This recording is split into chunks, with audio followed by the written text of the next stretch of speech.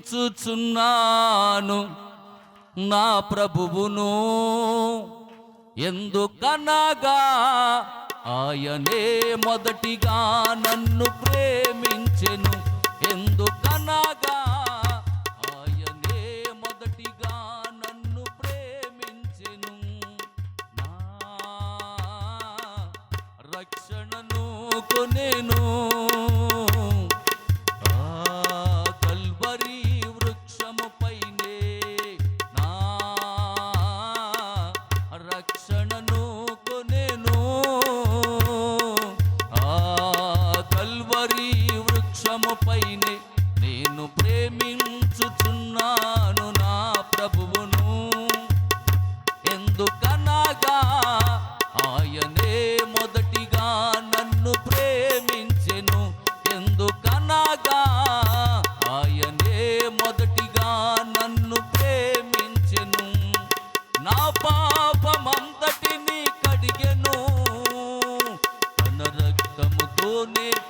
ఆయనే తన ఆత్మతో మేలు కొలిపెను తన సేవకై. ఆయనే నా పాపమంతటిని కడిగెను తన రక్తముతోనే. ఆయనే తన ఆత్మతో మేలు కొలిపెను తన సేవకై. ఆయనే నా రక్షణను కొనెను కల్వరి వృక్షముపైనే. నా రక్షణను కొనెను కల్వరి వృక్షముపైనే.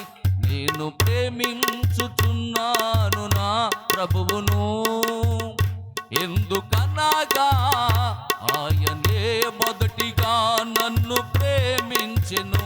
ఎందుకనగా ఆయనే మొదటిగా నన్ను ప్రేమించెను.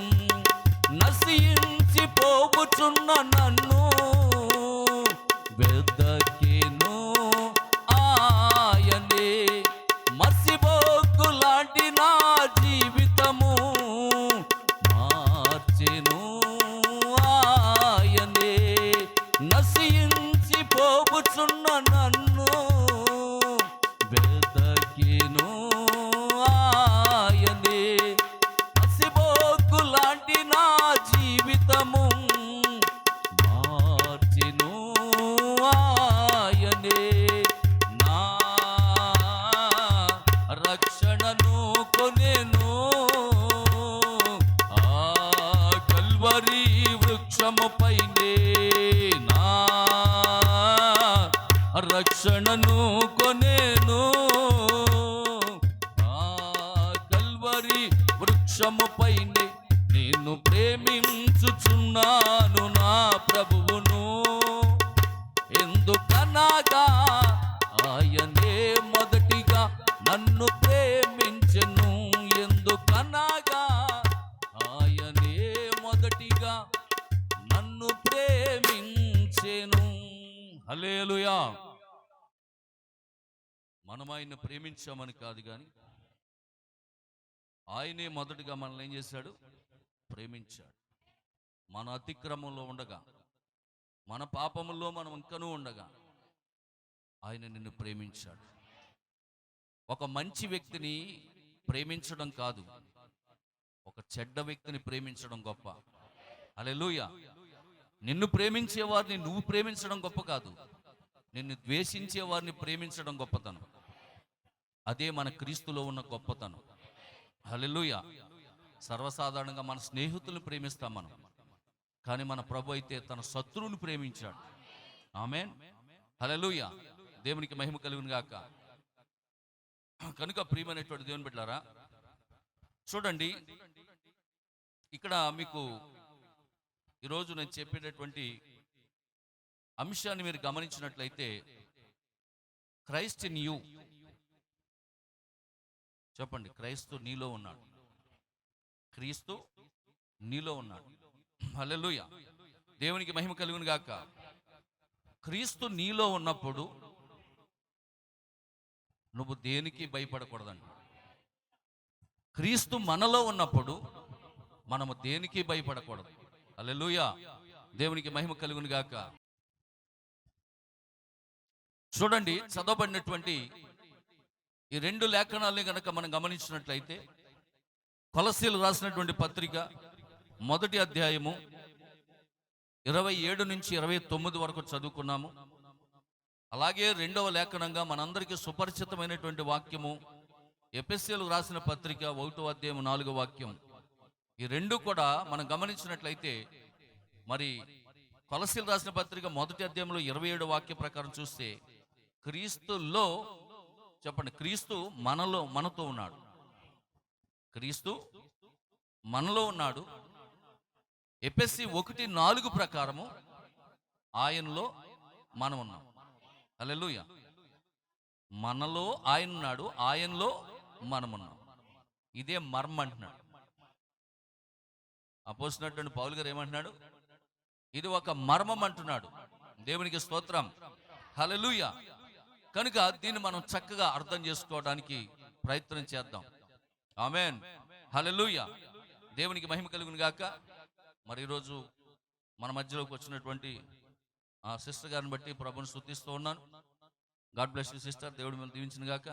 మరి సురేంద్ర రెడ్డి గారి యొక్క మేనత్ గారా, అమ్మగారు, చిన్న అత్తయ్య గారు. ఓకే ఓకే, గాడ్ బ్లెస్ పాప. ఓకే ఓకే, బాగా వాళ్ళ అక్కగారి యొక్క బిడ్డలు రావడానికి దేవుడు కృప చూపించారు. అలాగే మరి బ్రదర్ పేరు, మీ పేరు సార్?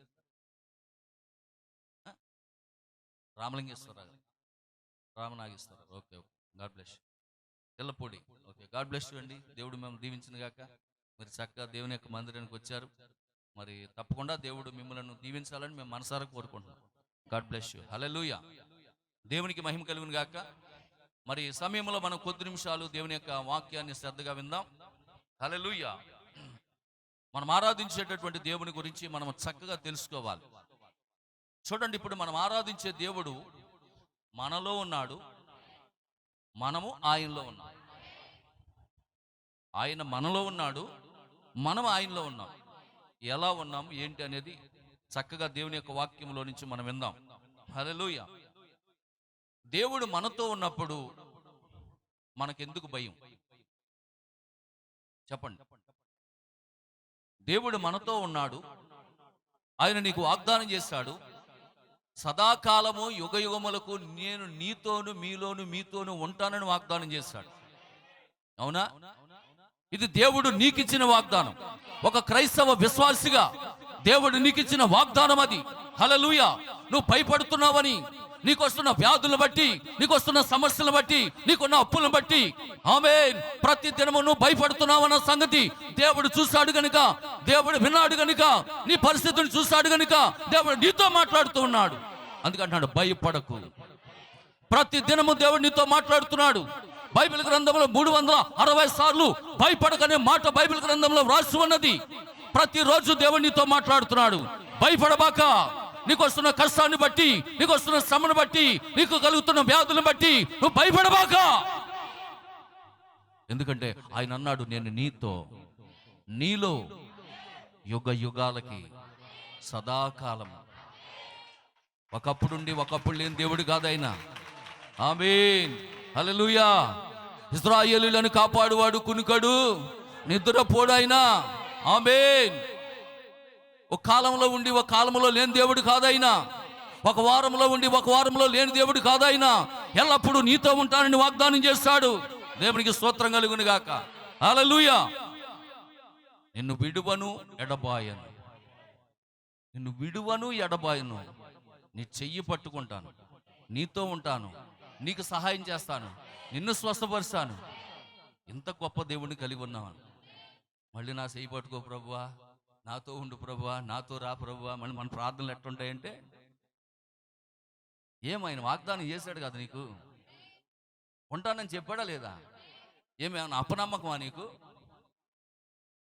మరి ఆయనే కదా నీకు మాట ఇచ్చాడు, నీతో ఉంటానని, నీ చేయి పట్టుకుంటానని, నిన్ను స్వస్థపరుస్తానని, నిన్ను కాపాడుతానని. అంతగా మాట ఇచ్చిన దేవుని మీద నాకు నమ్మకం లేదా? ఆమేన్. ఆ మాటను నువ్వు నమ్మినట్లయితే పిరికితనం అనేది ఒక దెయ్యపాత్మ అంటున్నాడు. పిరికితనం అనేది ఒక దెయ్యపాత్మది. హల్లెలూయా. అదేం చేస్తుందంటే నీకు భయాన్ని తీసుకొస్తాను. ఆమేన్. హల్లెలూయా. దేవుని పిల్లలంట దేనికి భయపడకూడదండి. దేవుని పిల్లలు దేనికి భయపడకూడదు. హల్లెలూయా. వ్యాధికి కానీ, సమస్యకు కానీ, ఇరుకులకు కానీ, ఇబ్బందులు కానీ, అప్పులకు కానీ దేనికి భయపడకూడదు. ఆమేన్. హల్లెలూయా. భయాన్ని తీసుకొచ్చేది దెయ్యం, ధైర్యపరిచేది దేవుడు. వింటున్నారా? కాబట్టి వృద్ధాప్యంలో నువ్వు దేనికి భయపడబాక, రోగాల గురించి భయపడబాక, అప్పుల గురించి భయపడగాక, ఉద్యోగం లేదని భయపడగాక, ఆమేన్, పరీక్షలో పాస్ అవుతానో ఫెయిల్ అవుతానని భయపడబాక, హల్లెలూయా, పిల్లలు లేరని భయపడబాక, ఇల్లు లేదని భయపడబాక, ఏ విషయంలోనూ భయపడకు. ప్రతి విషయంలోనూ దేవుని గురించిన చింతనలో ఉండు. దేనిని గురించి చింతపడకు. ప్రతి విషయంలో దేవునికి కృతజ్ఞతాస్తుతులు చెల్లించు. నీకేది లేదో అది దేవుడు నాకు ఇచ్చాడని నువ్వు నమ్ము. గర్భఫలం లేదా, దేవుడు నాకు ఇచ్చాడని నమ్ము. ఇల్లు లేదా, దేవుడు నాకు ఇచ్చాడని నమ్ము. ఒకరోజు అది నీకు కలుగుతుంది. హల్లెలూయా. దేవునికి మహిమ కలుగును గాక. ఆమేన్. కనుక క్రీస్తు నీలో ఉన్నాడని గుర్తుంచుకో. హల్లెలూయా. క్రీస్తే నా శిరస్సు అయి ఉన్నాడని గుర్తుంచుకో. ఆమేన్. క్రీస్తు శరీరంలో నేను ఒక అవయవమై ఉన్నానన్న సంగతిని గుర్తుంచుకో. ఆయన చెప్పాడు మీరు క్రీస్తు శరీరం అని. అవునా? ఆయన నీకు అవయవమై ఉన్నాడు. హల్లెలూయా. దెయ్యాలన్నిటినీ కూడా దేవుడు మన పాదముల కింద పెట్టాడంట. దురాత్మ సమూహములన్నింటినీ కూడా దేవుడు మన పాదాల కింద పెట్టాడంట. చదువుతారా? రోమపత్రిక 16వ అధ్యాయం 20వ వాక్యం చదవండి ఒకసారి. రోమపత్రిక 16వ అధ్యాయం 20వ వాక్యం చదవండి.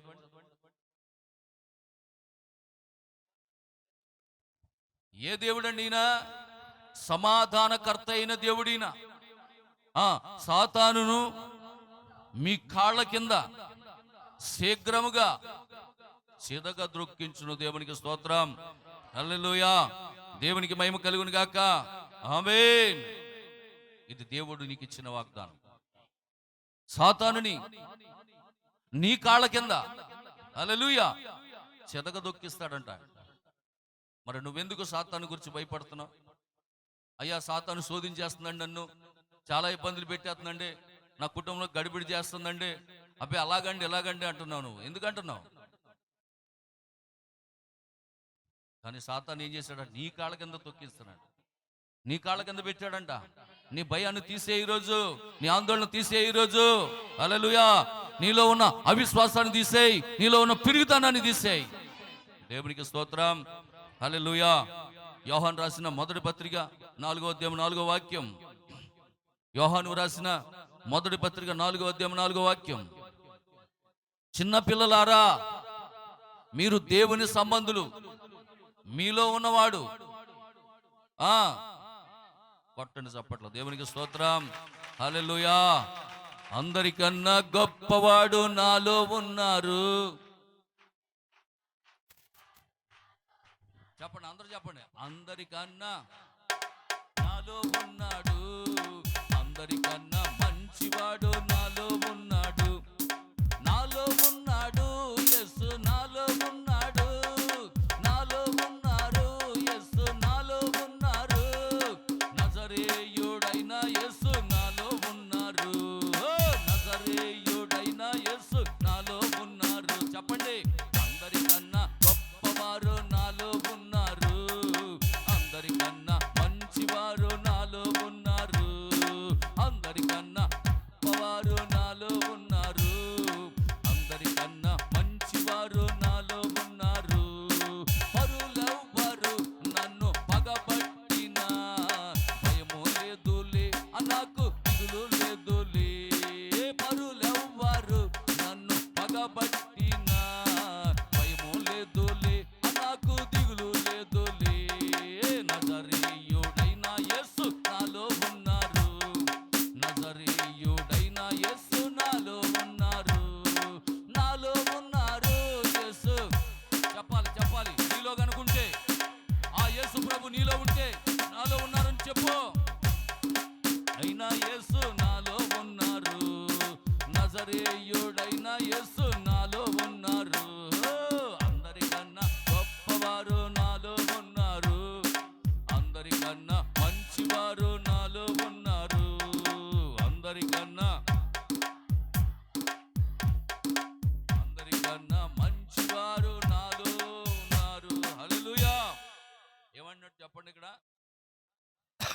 చిన్నపిల్లలారా, మీరు దేవుని సంబంధులు.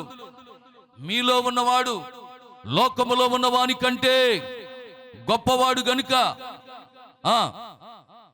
మీరు వారిని జయించి ఉన్నారు. వాడు లోక సంబంధి గనుక లోక సంబంధి అయినట్టు మాట్లాడతాడు. దేవునికి స్తోత్రం, హల్లెలూయా. దేవునికి మహిమ కలుగును గాక. మీరు లోక సంబంధులు కారు, మీరు దేవుని సంబంధులై ఉన్నారు. లోక సంబంధుల వల్లే మాట్లాడొద్దు. ఆమేన్, హల్లెలూయా. అందుకే యోబు అంటాడు, మూర్ఖురాలు మాట్లాడినట్లు మాట్లాడబాక, నువ్వు దేవుని సంబంధివి. యెహోవా ఇచ్చాడు, యెహోవా తీసుకున్నాడు, యెహోవాకే మహిమ కలుగును గాక. హల్లెలూయా. లోక సంబంధి అయితే మూర్ఖురాలుగా మాట్లాడతాడు. నీ దేవుడు అంటూ ఉంటే ఇలా జరుగుతుందా? ఇన్ని గొర్రెలు చనిపోతాయా? ఇంతమంది పిల్లలు చనిపోతారా? ఇంత ఆస్తి పోతుందా? అసలు దేవుడు అనేవాడు ఉన్నాడా అని లోకస్తులు మాట్లాడతారు, లోక సంబంధులు మాట్లాడతారు. లోక సంబంధులు మాట్లాడినట్లుగా నువ్వు మాట్లాడొద్దు. నువ్వు దేవుని సంబంధం అయి ఉన్నావు. దుష్టుని మీద నీకు అధికారం ఇచ్చాడు, సాతాను మీద అధికారం ఇచ్చాడు, నీకు సాతాను జయించే శక్తిని ఇచ్చాడు నీకు. హల్లెలూయా. కాబట్టి లోకస్తులు మాట్లాడినట్లుగా మీరు మాట్లాడడానికి వీళ్ళ, ఎందుకంటే మీరు దేవుని సంబంధులై ఉన్నారు. ఆమేన్. అయితే ఇక్కడ ఏమంటున్నాడంటే, రోమాపత్రిక 7వ అధ్యాయం 18వ వాక్యంలో అంటున్నాడు. చూడండి, రోమాపత్రిక 7వ అధ్యాయము 18వ వాక్యంలో అపోస్తున్నటువంటి పౌలు గారు ఒక మాట అంటున్నాడు. చూడండి, నా యందు అనగా నా శరీరమందు మంచిది ఏది నివసింపదని నేను ఎరుగుదును, మేలైనది చేయాలనే కోరిక నాకు కలుగుచున్నది గాని దాన్ని చేయుట నా వల్ల కావట్లేదు. సినిమా చూడకుండా వండాలని అనుకుంటున్నాను కానీ నా వల్ల కావట్లా. సీరియల్ చూడాలకుండా ఉండాలని అనుకుంటున్నాను కానీ నా వల్ల కావట్లా. దేవునికి స్తోత్రం, హల్లెలూయా. ఎందుకు ఎందుకు ఏ శరీరంలో ఉన్నాడంట? పాపపు శరీరములో నేను ఉన్నాను. ఎందులో ఉన్నాను అంటున్నాడు? పాపపు శరీరములో నేను ఉన్నాను గనుక ఈ నా శరీరం అందు ఏమన్నది అంటున్నాడు. చూడండి, నా శరీరం అందు మంచిది ఏది నివసింపదు.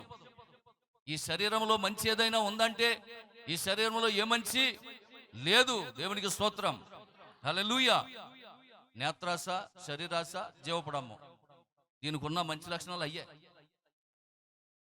తినాలన్నది తింటుంది, చూడాలన్నది చూస్తుంది, కట్టుకోవాలన్నది కట్టుకుంటే. అర్థమైపోయింది మీకు.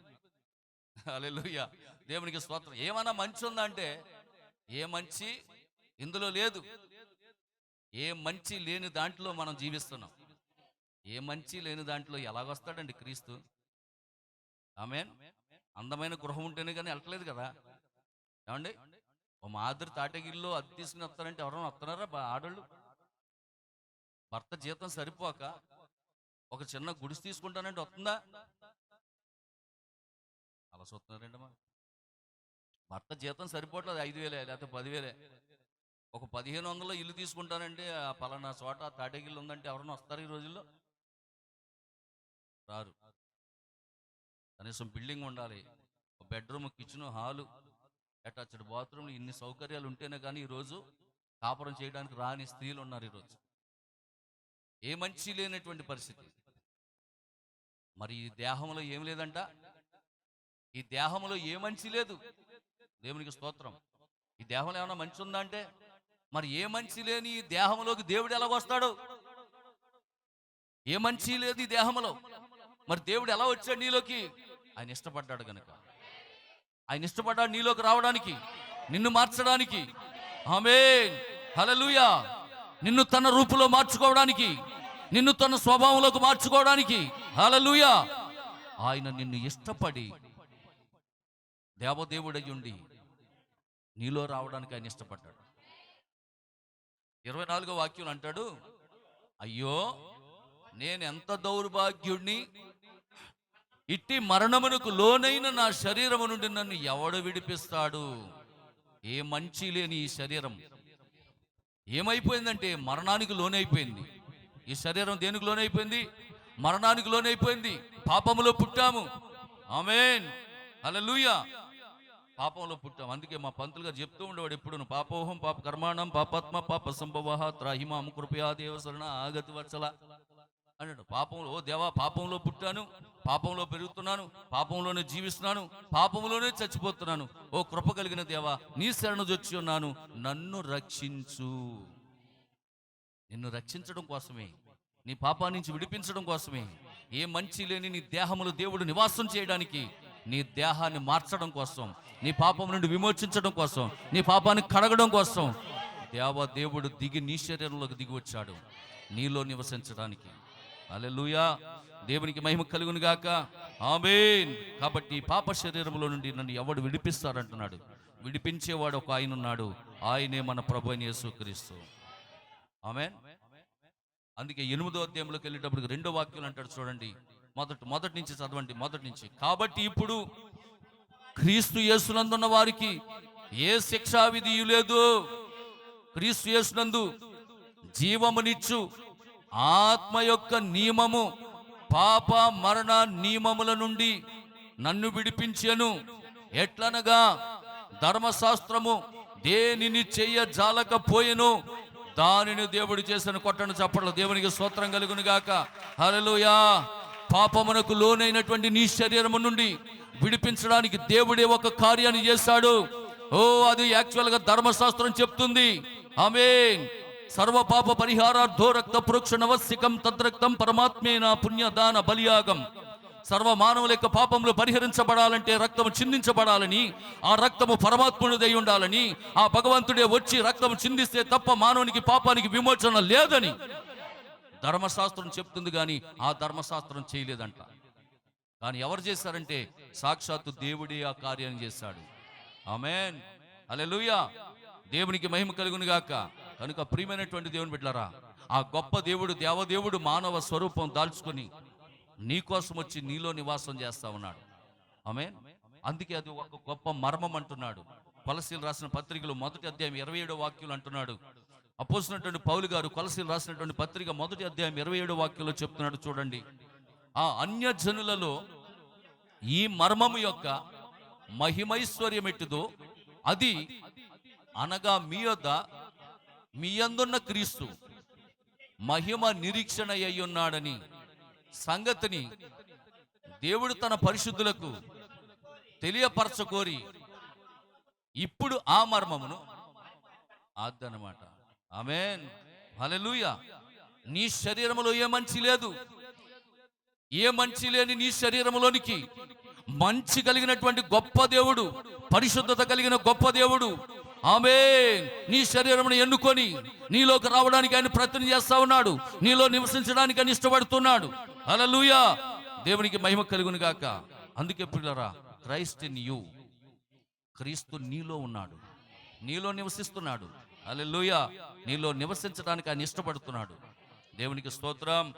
హల్లెలూయా. కనుక ప్రియమైన దేవుని పిల్లరా, క్రీస్తులో తిరిగి జన్మించడం ద్వారా, క్రైస్తవ కొత్త జన్మ పొందుట ద్వారా దేవుని కుమారులుగా కుమార్తెలుగా మార్చబడ్డాం. పాపాన్ని జయించగలుగుతున్నాం. ఆమేన్. నీలోని ఆత్మ క్రీస్తు ఆత్మ ఏకమైపోవాలి. ఆమేన్. ఆత్మ మూలంగా జన్మించినదే ఆత్మ అయి ఉన్నది. క్రీస్తు నీలోనికి వచ్చినప్పుడు, ఆయన ఆత్మ నీలోనికి వచ్చినప్పుడు నీవు ఆత్మ సంబంధం అవుతావు. క్రీస్తు నీలోకి రావాలి. హల్లెలూయా. నీవు ఆయనలో ఉండాలి, నీవు ఆయన ఏకమవ్వాలి. నీ ఆత్మను తీసేయాలా, మానవాత్మను తీసేయాలా, క్రీస్తు ఆత్మతో నింపబడాలా, నువ్వు ఆయన ఏకమవ్వాలా. అప్పుడు నీవు ఆత్మ సంబంధం అవుతావు. హల్లెలూయా. దేవునికి స్తోత్రం. దేవునికి మహిమ కలుగును గాక. కనుక ప్రియమైన దేవుని బిడ్డలారా, చూడండి, ఇప్పుడు చాలా మంది మనం ఏమనుకుంటున్నామంటే, ప్రభువా నన్ను ఆశీర్వదించు, నన్ను దీవించు అని అడుగుతున్నాం మనం. కానీ ఒక విషయం తెలుసా, ఆల్రెడీ మీరు దీవించబడిన ప్రజలు. ఆమేన్. హల్లెలూయా. దేవునికి మహిమ కలుగును గాక. ఒకసారి యోహాను సువార్త 15వ అధ్యాయం 1వ వాక్యం చూడండి. యోహాను సువార్త 15వ అధ్యాయము 1వ వాక్యం. నేను ద్రాక్షావల్లిని, నా తండ్రి వ్యవసాయకుడు, నాలో ఫలింపని. అదేంటి, నేను ద్రాక్షవల్లిని, తీగలు మీరు అన్నది లేదు అక్కడ. నేను నిజమైన ద్రాక్షవల్లిని, నా తండ్రి వ్యవసాయకుడు, నాలో ఫలింపని. ఆ, ఉమ్, ఉమ్. 5వ వాక్యం చదవండి. అది ద్రాక్షావల్లెను నేను, తీగలు మీరు. దేవునికి స్తోత్రం. అది ఆ సబ్జెక్ట్ రావాలి. సరిపోతుందండి. ఇప్పుడు చూడండి, ఆయన ఏమంటున్నాడంటే ద్రాక్షావల్లెను నేను, తీగలు మీరు. హల్లెలూయా, దేవునికి స్తోత్రం. ఇప్పుడు ద్రాక్షావల్లి ఆయన అయినప్పుడు, తీగలు మనమైనప్పుడు, తీగలకి ఎక్కడి నుంచి వస్తుంది? తీగలకి జీవం ఎక్కడి నుంచి వస్తుంది? ఆయనలో నుంచే రావాలి కదా. ద్రాక్షవల్లిలో నుంచే తీగల్లోకి ఏమి రావాలి? జీవం రావాలి. ఆమేన్. అలాగే ఇప్పుడు క్రీస్తు ద్రాక్షవల్లి అయితే, తీగలు మనమైతే, ఇప్పుడు మనము ఆయన యందు నిలిచి ఉంటే, ఇప్పుడు ఆశీర్వాదం ఎక్కడి నుంచి రావాలి? ఆయనలోంచే రావాలి. దేవునికి స్తోత్రం. అంటే మనం ఆయన యందు నిలిచి ఉంటే ఆశీర్వాదాలు వస్తాయి, ఆయన యందు తొలగిపోతే ఆశీర్వాదాలు పోతాయి. ఆమేన్. అర్థమవుతుందండి? ప్రతి సెకండ్కి కూడా జీవం వెళ్తూ ఉంటుందంట. వారానికి ఒకసారి, 2 రోజులకు ఒకసారి జీవం వెళ్తుంది ఎందులోకి ఏమన్నా మాటలు అర్థమవుతున్నాయా? దేనికి? తీగకి. ఏ తీగే? ద్రాక్ష తీగే. ద్రాక్ష తీగలకు, ద్రాక్ష వల్లిలో నుండి జీవము లేదా రసం అనేది, పోషణ అనేది, ఆహారం అనేది తీగలకి ఎక్కడి నుంచి వెళ్ళాలి? ద్రాక్షలో నుంచే, ఆ ద్రాక్ష వల్లిలో నుంచే తీగలకి వెళ్ళాలి. 2 రోజులకు ఒకసారి వెళ్తుందా? మనం మొక్కలకి ఏం చేస్తాం? 2 రోజులకు ఒకసారి వేస్తాం నీళ్లు. కానీ ఈ తీగలకి అట్ట కాదు. ద్రాక్షవల్లిలో నుండి ఈ తీగలకి ప్రతి సెకండ్కి కూడా జీవం వెళ్తూ ఉంటుంది. ఆమేన్. ఇప్పుడు ప్రభు ఏమంటున్నాడు? ద్రాక్షవల్లిని నేను, తీగలు. ఇప్పుడు చెప్పండి, మనకు నెలకోసారి వస్తాయి ఆ దీవెనలు? నెలకోసారి వస్తాయి ఆశీర్వాదాలు? నో, అట్లా కాదు. ప్రతి సెకండ్కి దేవుడు నీకు ఆశీర్వాదం ఇస్తూ ఉంటాడు. ప్రతి సెకండ్ నిన్ను ఆశీర్వదించడానికి ఇష్టపడుతున్నాడు. ప్రతి సెకండ్ దేవుడిని దీవించాలని ఆశపడుతున్నాడు. నువ్వు గనక లాక్కోగలిగితే, నువ్వు ఆయన అంటుకట్టగలిగితే, నువ్వు ఆయన నుండి గనక నువ్వు వేరైతే నీకు ఆశీర్వాదం రాదు, ఎండిపోవలసి వస్తుంది. జీవితంలో ఎన్నో ఎదురు దెబ్బలు తినవలసి వస్తుంది. అందుకే ఆయనతో అంటగట్టబడి ఉండాలంట. ఆమేన్. నా పరలోకపు తండ్రి వ్యవసాయకుడా, నా పరలోకపు తండ్రి వ్యవసాయకుడా, నీ తోటలోని ద్రాక్షవల్లితో నన్ను అంటుగాటి స్థిరపరచావా. నీ తోటలోని ద్రాక్షవల్లితో నన్ను అంటుగాటి స్థిరపరచావా. జ్యోతిర్మయుడా, నా ప్రాణ ప్రియుడా, స్తుతి మహిమలు నీకే. జ్యోతిర్మయుడా, నా ప్రాణ ప్రియుడా, స్తుతి మహిమలు నీకే. నా ఆత్మలో అనుక్షణం నా అతిశయము నీవే, నా ఆనందము నీవే, నా ఆరాధన నీవే, నా అతిశయము నీవే, నా ఆనందము నీవే, నా ఆరాధన నీవే. జ్యోతిర్మయుడా, నా ప్రాణ ప్రియుడా, స్తుతి మహిమలు నీకే. జ్యోతిర్మయుడా, నా ప్రాణ ప్రియుడా, స్తుతి మహిమలు నీకే. హల్లెలూయా, దేవునికి మహిమ కలుగును గాక. అని అంటున్నాడు, నేను ద్రాక్షవల్లిను, తీగలు మీరు. నా యందు నిలిచి ఉంటేనే తప్ప మీరు ఎన్నడూ ఫలించరంటున్నాడు. హల్లెలూయా, దేవునికి మహిమ కలుగును గాక. కనుక ప్రియమైనటువంటి దేవుని బిడ్డలారా, ఆశీర్వాదాలు అనేది మనకి ఎప్పుడో నెలకోసారి వచ్చి కాదండి, లేకపోతే వారానికి ఒకసారి వచ్చి కాదండి, సంవత్సరానికి ఒకసారి వచ్చి కాదండి. దేవుడు ఆల్రెడీ నిన్ను ఎప్పుడో ఆశీర్వదించాడు. ఎపిసిల్ రాసిన పత్రిక 1వ అధ్యాయం 3వ వాక్యం. ఎపిసిల్ రాసిన పత్రిక 1వ అధ్యాయం 3వ వాక్యం. మన ప్రభు అయిన యేసుక్రీస్తు యొక్క తండ్రి యొక్క దేవుడు స్తుతింపబడును గాక. ఆయన క్రీస్తునందు పరలోక విషయములో ఆత్మ సంబంధమైన ప్రతి ఆశీర్వాదం అనుగ్రహించాడా లేకపోతే అనుగ్రహిస్తాడా? ఇచ్చేశాడా? ప్రతి ఆశీర్వాదం మనకి ఇచ్చేశాడా లేకపోతే తర్వాత ఇస్తానన్నాడా? ఆయన ఎప్పుడో ఇచ్చేశాడు. మరి ఇంకెందుకు నన్ను ఆశీర్వదించు, నన్ను దీవించు. ఆల్రెడీ నిన్ను దీవించేశాడు, ఆల్రెడీ నిన్ను ఆశీర్వదించాడు. హల్లెలూయా. ప్రత్యేకంగా నువ్వు అడగక్కర్లా. ఆత్మ సంబంధమైన ప్రతి ఆశీర్వాదం దేవుడు నీకు ఇచ్చాడు. ఆమేన్. హల్లెలూయా. దేవునికి మహిమ కలుగును గాక. పరిశుద్ధాత్మతో నీవు ఎల్లప్పుడూ నింపబడుతూ ఉండాలి. భూమి ఆకాశంలో సృష్టించిన సృష్టికర్త మీలో ఉన్నాడు. ఆయన నిన్ను ఎన్నడూ విడువడు ఎడబాయనని వాగ్దానం చేశాడు. హల్లెలూయా. విడువను ఎడబాయనని వాగ్దానం చేసిన దేవుడు ఎన్నడూ విడువడు. ఆయన మాటిచ్చి నెరవేర్చే దేవుడు. ఆయన మానవుడు కాదు మాట తప్పడానికి. ఆయన దేవుడై ఉన్నాడు. దేవునికి స్తోత్రం. హల్లెలూయా. కనుక ప్రియమైనటువంటి దేవుని బిడ్డలారా, క్రీస్తు ఎల్లప్పుడూ మీలో ఉన్నాడు అన్న విషయాన్ని మర్చిపోవద్దు. ఆయన అంటున్నాడు, యోహాను సువార్త 6వ అధ్యాయం 57వ వాక్యం. యోహాను సువార్త 6వ అధ్యాయము 57వ వాక్యం. జీవము గల తండ్రి నన్ను పంపెను గనుక నేను తండ్రి మూలముగా జీవించుచున్నట్లు నన్ను తినివాడును. కొట్టండి గట్టిగా చప్పట్లు కొట్టండి. హల్లెలూయా, హల్లెలూయా. దేవునికి స్తోత్రం. ఈరోజు మనం తింటామా? ఈరోజు సాయంకాలం మనం తినబోతున్నామా? క్రీస్తుని, ఆ శరీరాన్ని తినబోతున్నామా?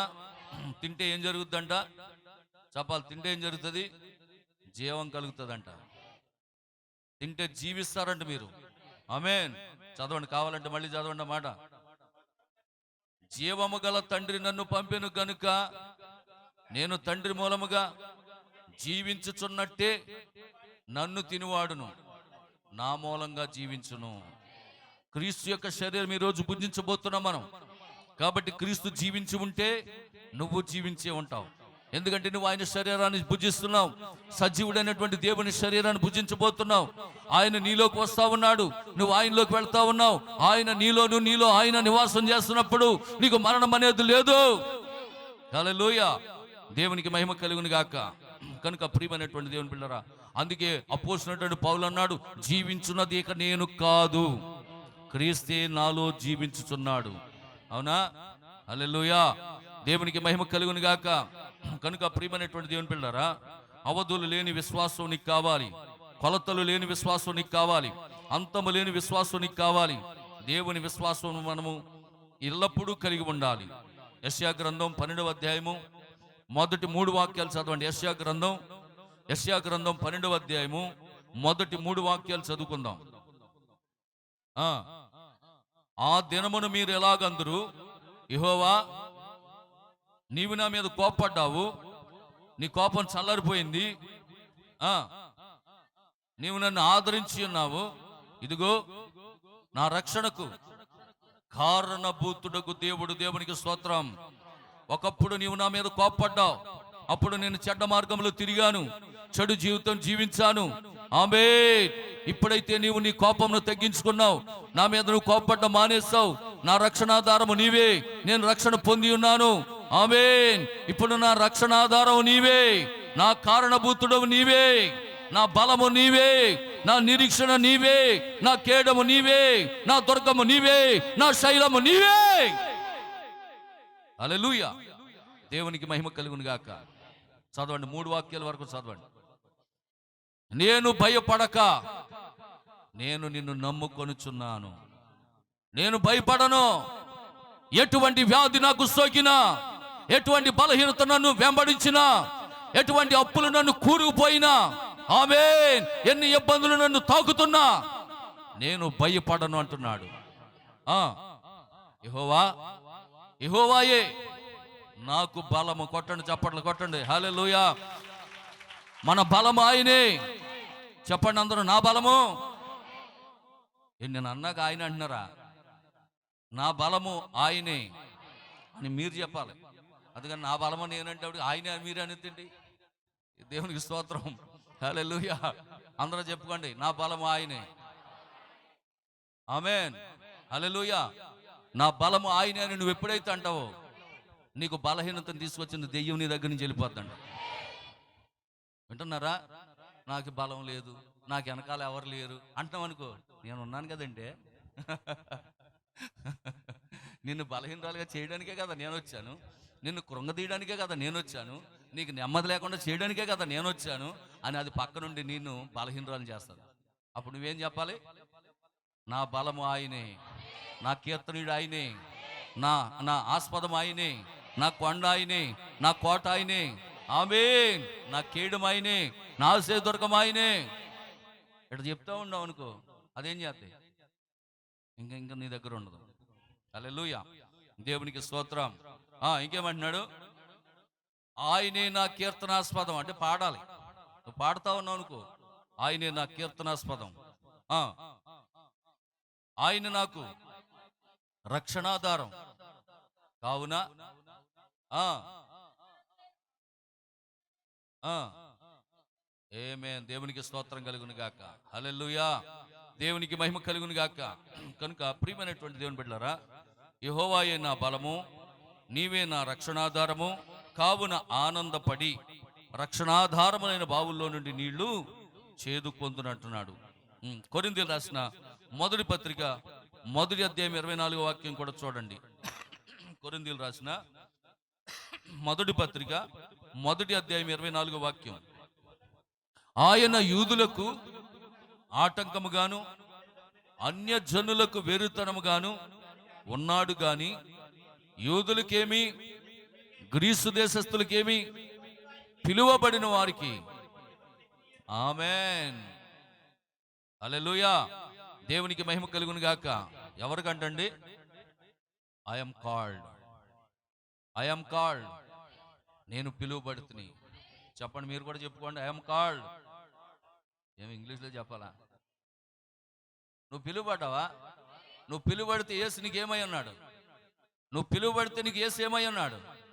దేవుని శక్తి. నువ్వు దేవుని చేత పిలువబడితే, దేవుడు నిన్ను పిలిస్తే దేవుడు నీకేమై ఉన్నాడు? దేవుని శక్తి అయి ఉన్నాడు, దేవుని జ్ఞానమై ఉన్నాడు. దేవుని శక్తి, దేవుని జ్ఞానం నీ వద్దుంటే దెయ్యం నిన్నేం చేయగలదు? మీకు అర్థమవుతున్నాయి నా మాటలు? హల్లెలూయా. I am called. దేవుడు నన్ను పిలిచాడు కాబట్టి దేవుడు నాకు శక్తినిచ్చాడు, దేవుడు నాకు బలాన్ని ఇచ్చాడు, దేవుడు నన్ను విమోచించాడు అని నువ్వు చెప్పగలుగుతావు. నువ్వు కీర్తిస్తావు, నువ్వు ఆనందిస్తావు, నువ్వు దేవుని ప్రార్థిస్తావు. దేవునికి స్తోత్రం. హల్లెలూయా. దేవునికి మహిమ కలుగును గాక. 30వ వాక్యం కూడా చదవండి. 30. అయితే ఆయన మూలముగా ఆమేన్. ఎక్కడున్నా చెప్పండి ఇప్పుడు. ఆమేన్. హల్లెలూయా. Christ in you. మీరు క్రీస్తులో ఉన్నారు. ఆమేన్. మన జీవం ఎక్కడుంది? క్రీస్తులో దాచబడింది మన జీవం. హల్లెలూయా. దేవునికి మహిమ కలుగును గాక. అందుకే మన ప్రవక్త అంటున్నాడు, క్రీస్తులో దాచబడిన జీవం అనే వర్తమానంలో మన ప్రవక్త చెప్తున్నాడు, ఒకానొక రోజున మనమందరము పైకి కొనుక్కోబడబోతున్నాం. ఆ సమయం కొరకు ఎదురు చూస్తున్నాం. ప్రతి ఆదివారం ఆరాధనలో మనం ఎంతో సంతోషిస్తున్నాం. ప్రతి ఆదివారము జనులు మందిరానికి సమకూర్చబడుచున్నారు. మనము చదువుతున్న బైబిల్ గురించి మనకు సరిగ్గా తెలియకపోవచ్చు. అయినను దేవుని యొక్క వాక్యమును నమ్మి విశ్వసించాలి. దేవుని యొక్క వాక్యమును నమ్మడానికి నీకు చదువుతో పని లేదు, నీకు జ్ఞానంతో పని లేదు, నీకు తెలివితో పని లేదు. నువ్వు కేవలము దేవుని యొక్క వాక్యము, దేవుని సేవకుడు నీతో చెప్పుతున్నప్పుడు ఆ వాక్యానికి నువ్వు ఆమేనంటే చాలు. హల్లెలూయా. నువ్వు ఆ వాక్యాన్ని నమ్మితే చాలు. ఆ వాక్యం నీ జీవితంలో కార్యసిద్ధి కలగజేస్తుంది. ఆ వాక్యము దేవుడు నీ జీవితంలో అద్భుతం చేస్తుంది. నీ శరీరంలో స్వస్థతనిస్తుంది. ఆ వాక్యం నీ జీవితంలో కార్యం జరిగిస్తుంది. నువ్వు ఆ వాక్యాన్ని నమ్మితే చాలు, ఆ వాక్య ప్రకారం జీవిస్తే చాలు. హల్లెలూయా. దేవునికి మహిమ కలుగును గాక. కనుక ప్రియమైనటువంటి దేవుని బిడ్డలారా, ఆ వాక్యాన్ని నమ్మడానికి నీకు విశ్వాసం ఉంటే చాలు. పాపులు క్రీస్తునందుకు వచ్చి క్రీస్తులో వారి స్థానం ఏమిటో కనుగొనుచున్నారు. మనలో ఏ మంచి లేదు, అయినను దేవుడు మనల్ని ప్రేమించాడు.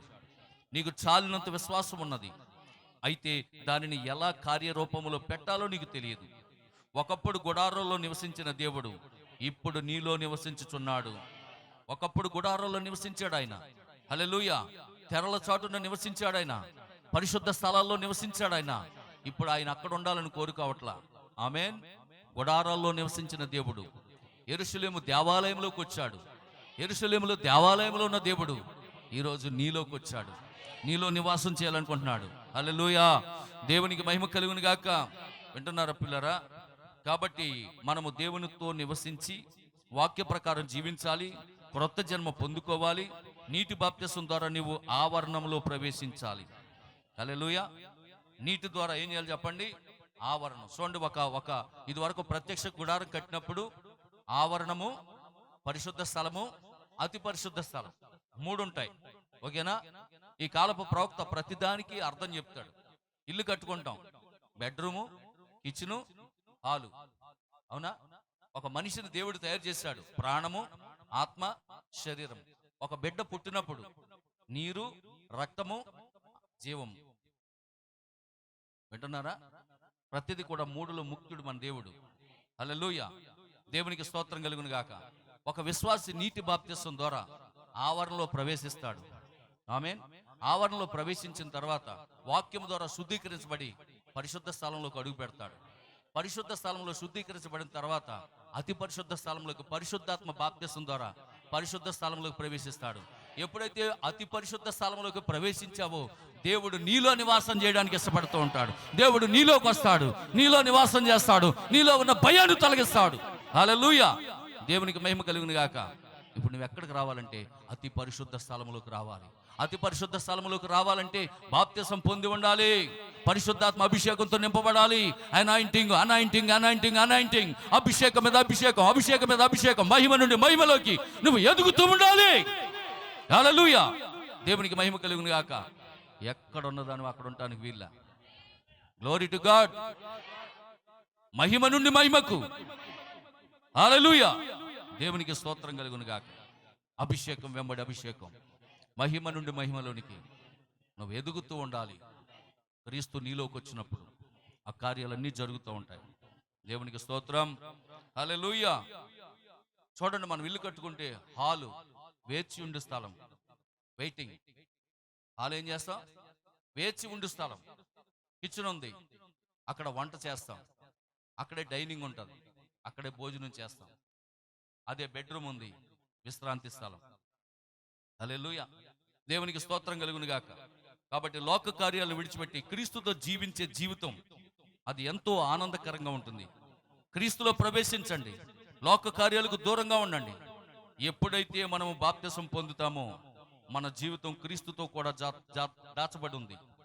ఇశ్రాయేలు ప్రయాణం అంతట్లో వారి అవసరతలన్నీ తీరుస్తానని వాగ్దానం చేసిన దేవుడు ఖచ్చితంగా వారి అవసరతలో తీర్చే తీరాడు. మరి ఈరోజు మనం ప్రయాణంలో ఉన్నామా? మనం ప్రయాణంలో ఉన్నామా? హల్లెలూయా. ఓ, మనం ఈ భూలోకానికి యాత్రికులుగా వచ్చామా? ఆమేన్. మనం పరదేశులమేనా?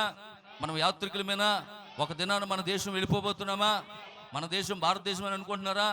లేదు లేదు, మన దేశం భారతదేశం కాదు. దేవునికి స్తోత్రం. మనం ఒక దినాన మళ్ళా వెళ్ళిపోతున్నాం. ద బ్యాటిల్ గ్రౌండ్, యుద్ధ భూమిలో ఉన్నాం. మనం యుద్ధం చేయడానికి వచ్చాం, సాతానుతో యుద్ధం చేయడానికి వచ్చాం. యుద్ధం అయిపోయిన వెంటనే మళ్ళా తిరిగి మన దేశానికి వెళ్ళిపోబోతున్నాం. స్వతంత్రించుకొని మన దేశానికి వెళ్ళిపోబోతున్నాం. 1000 ఏళ్ల పరిపాలన మళ్ళా మనం వచ్చి ఇక్కడ స్థాపించబోతా ఉన్నాం. దేవునికి స్తోత్రం కలుగును గాక. హల్లెలూయా. దేవునికి మహిమ కలుగును గాక. కనుక ప్రియమైనటువంటి దేవుని బిడ్డలారా, నిజంగా చూడండి, క్రీస్తే మన శక్తి అంటున్నాడు. Christ is my power. ఆమేన్. Christ is my wisdom. హల్లెలూయా. క్రీస్తే నా జ్ఞానం. క్రైస్ట్ ఈజ్ మై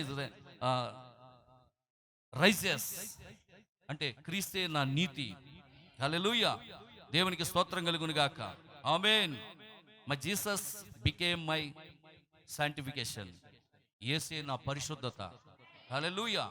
దేవునికి మహిమ కలుగును గాక. Oh, my Jesus became my redemption. నా యేసే నా విమోచన. హల్లెలూయా. దేవునికి స్తోత్రం కలుగును గాక. యేసే నా శక్తి, యేసే నా జ్ఞానం, యేసే నా నీతి, యేసే నా పరిశుద్ధత, యేసే నా విమోచన. హల్లెలూయా. క్రీస్తు నీలోనికి వస్తే పరిశుద్ధత నీలో ఉంటుంది. ఆమేన్. హల్లెలూయా. అప్పుడు నువ్వేమవుతావు తెలుసా?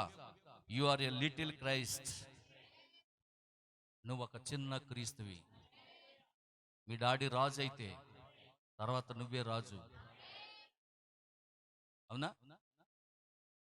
మీ డాడీ రాజు అయితే తర్వాత నువ్వే రాజు. మీ డాడీ దేవుడైతే తర్వాత నువ్వే దేవుడు. హల్లెలూయా, దేవునికి స్తోత్రం. My daddy is king after my king. అంతేనా?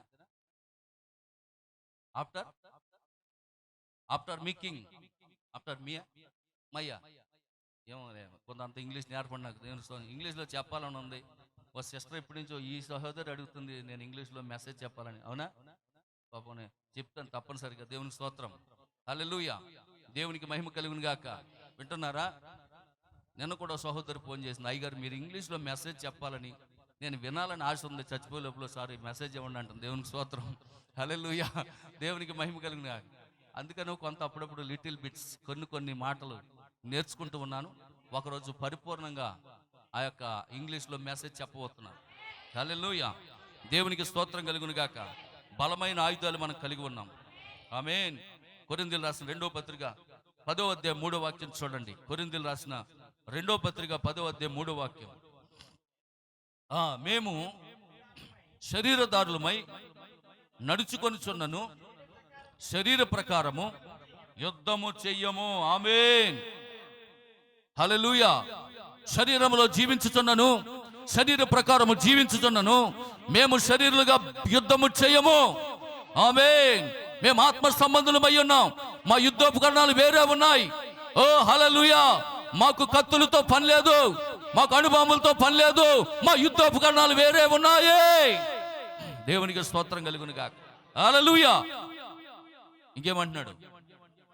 మా యుద్ధోపకరణములు శరీర సంబంధమైనవి కావు.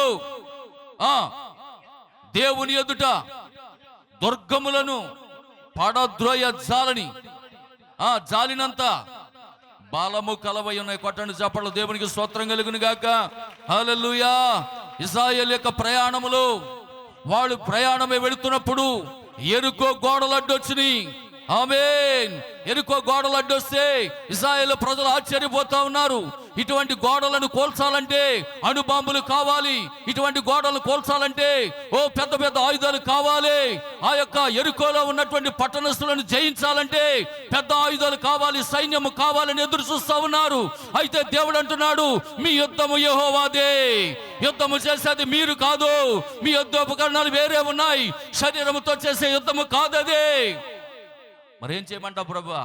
పాడండి, స్తుతించండి, ఆరాధించండి, ఆర్భాటం చేయండి, కేకలు వేయండి. ఆమేన్. 7 మార్లు ఎరుకో చుట్టూ తిరగండి అన్నాడు. ఇశ్రాయేలు ప్రజలు ఎరుకో చుట్టూ తిరుగుతూ ఉన్నారంట. ఎరుకోలో ఉన్న ప్రజలు అనుకుంటున్నారంట, వీళ్ళ దగ్గర ఒక కత్తి లేదు, సుత్తి లేదురా, ఈ చుట్టూ ఎందుకు తిరుగుతున్నారా అనుకున్నారంట. ఆమేన్.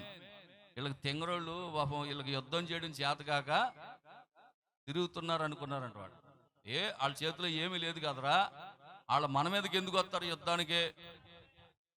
తిరగని వాళ్ళు తిరిగితే మనకేం పోయింది అనుకుని శుభ్రంగా నిద్రపోయారంట వాళ్ళందరూ. వీళ్ళేం చేశారు? 7 రోజులు కూడా ప్రదక్షిణలు చేస్తానే ఉన్నారు, చుట్టూ తిరుగుతారు. దేవుడు ఏం చెప్తా చెయ్యాలా, దేవుడు ఏం చెప్తా చేయాలా. వాళ్ళు తిరుగుతానే ఉన్నారు. ఆమేన్. హల్లెలూయా. 7వ రోజు ఊరికి అలా ఉండండి, కేకలేస్తూ ఉండండి. జరిగిన కార్యం ఏంటి? ఎవ్వరో పేల్చకుండా కోల్చకుండా వాటంతట అవే ఏమైపోయినాయంట? కూలిపోయింది. దేవునికి స్తోత్రం. హల్లెలూయా. దేవునికి స్తోత్రం కలుగును గాక. వింటున్నారా పిల్లరా? నీ జీవితంలో కూడా దేవుడు నీకు ఇచ్చిన ఆయుధాలు ఏంటి తెలుసా? స్తుతించుట, పాడుట, కీర్తించుట, ఆరాధించుట, ప్రార్థించుట. ఈ ఆయుధాలు దేవుడు నీకు ఇచ్చాడు. వీటిని ఉపయోగించు. నీ శత్రువు మీద నీకు దేవుడు విజయాన్ని ఇస్తాడు. హల్లెలూయా.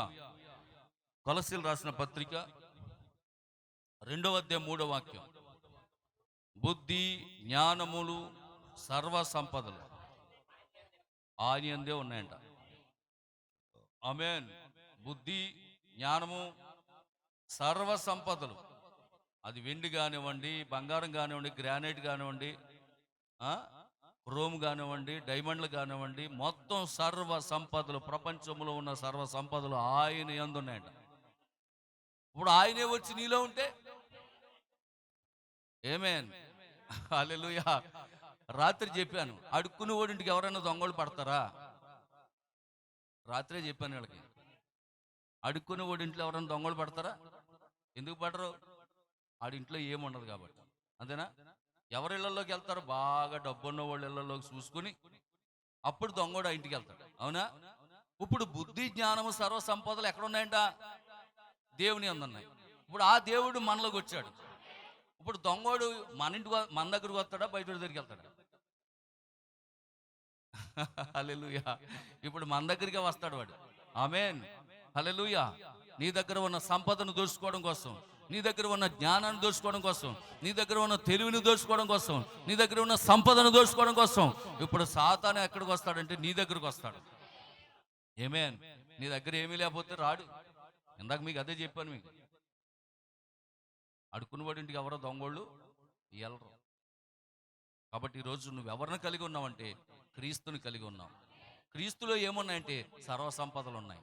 బుద్ధి, జ్ఞానము, సర్వ సంపదలు ఉన్నాయి. ఇన్ని కలిగి ఉన్న ఆయన నీలోకి వస్తే నువ్వు ఐశ్వర్యవంతుడు. హల్లెలూయా. దేవునికి స్తోత్రం కలుగును గాక. ఆమేన్. వింటున్నారా? హల్లెలూయా. అలాంటి దేవుడు నీలోకి వచ్చాడు. నీలోకి వచ్చినప్పుడు ఇప్పుడు నువ్వు సంపద కలిగిన వాడు. ఆమేన్. కాబట్టి ఇప్పుడు నిన్ను వెంబడించడానికి, నిన్ను నాశనం చేయడానికి దుష్టుడు ఎదురు చూస్తూ ఉంటాడు. ఆమేన్. కాబట్టి ప్రియమైన దేవుని పిల్లరా, మానవ జీవితమే ఒక యుద్ధ భూమి. ఆమేన్. నీ జీవితంలో జరిగే ప్రతి కార్యము ఒక శిక్షణ లాంటిది అంటున్నాడు. నీ జీవితంలో జరిగే ప్రతి కార్యం ఒక శిక్షణ అంట. నీకు అనారోగ్యం వచ్చిందా, బలహీనత కలిగిందా, శోధనలు ఎదురవుతున్నాయా, కష్టాలు ఎదురవుతున్నాయా, ఆర్థిక ఇబ్బందులు ఉన్నాయా, అవన్నీ నీకేంటంటే అవి నీకు శిక్షణ అంట. యుద్ధానికి పంపే ముందు సైనికుడికి ఇచ్చే శిక్షణ లాంటివి అంట. ఇవన్నీ మనకు శిక్షణ అంటున్నాడు. దేవునికి స్తోత్రం. హల్లెలూయా. ఓ, నీవు ఎదుర్కొనుచున్నటువంటి శోధనలు, నువ్వు పడుచున్న నిందలు, నువ్వు పడుచున్న అవమానాలు, ఇవన్నీ నీకు శిక్షణ లాంటివి. నిన్ను వెంబడించున్న శ్రమలు, నిన్ను తాకుచున్న వ్యాధులు నిన్ను చంపడానికి కాదు, దేవునికి నిన్ను దగ్గర చేయడానికి. హల్లెలూయా. దేవునికి స్తోత్రం కలుగును గాక. అవి నిన్ను నాశనం చేయడానికి కాదు, అవి నిన్ను అభివృద్ధి చేయడానికి. హల్లెలూయా. ఓ, అవి నిన్ను క్రిందకి అణచివేయడానికి కాదు, అవి నిన్ను పైకి లేవనెత్తడానికి. ఆ విషయాన్ని నువ్వు గుర్తుంచుకో. కీర్తన గ్రంథం 18:34. కీర్తన గ్రంథం 18వ అధ్యాయము 34వ వాక్యం. అమ్మాయి, ఆ టేబుల్ మీద ఒక బాటిల్ ఉండదు, ఆ టేబుల్ మీద బాటిల్ ఉండదు అమ్మ లోపల. నా చేతులకు యుద్ధము చేయ నేర్పువాడు ఆయనే. హల్లెలూయా. యుద్ధము చేయాలి అనే ఆశ ఉన్నవాడు. ఆమేన్. యుద్ధము చేయాలి అనే ఆశ నీకుంటే యుద్ధము చేయటం నేర్పిస్తాడంట ఆయన. హల్లెలూయా. కనుక ప్రియమైనటువంటి దేవుని బిడ్డలారా, యుద్ధము చేయాలనే ఆశ నీకుందా? శత్రువుతో పోరాడాలనే ఆశ నీకుందా? శత్రువుని జయించాలనే ఆశ నీకుందా? అయితే నువ్వు క్రీస్తు యొద్దకు వస్తే యుద్ధము నేర్పించేవాడు ఆయనే. నీ చేతులకు యుద్ధము నేర్పిస్తాడు ఆయన, జయాన్ని ఇస్తాడు ఆయన. హల్లెలూయా. ఎవరో యుద్ధం చేయాలని ఆశ ఎవరికి లేదు. ఉంటే కేకలేదురు.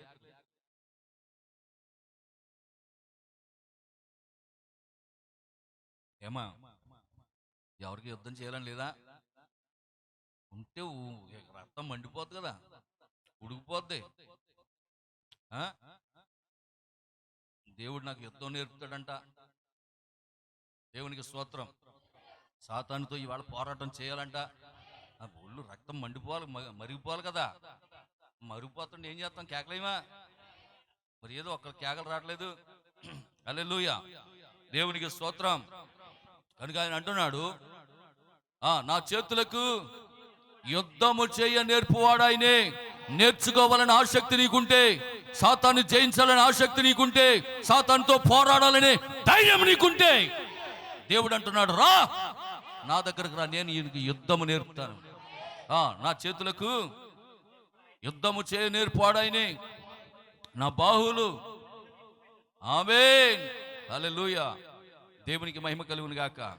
కనుక ప్రియమైనటువంటి దేవుని బిడ్డలారా, దేవుడు నీకు యుద్ధం చేయడం నేర్పిస్తానంటున్నాడు. హల్లెలూయా. దేవునికి మహిమ కలుగును గాక.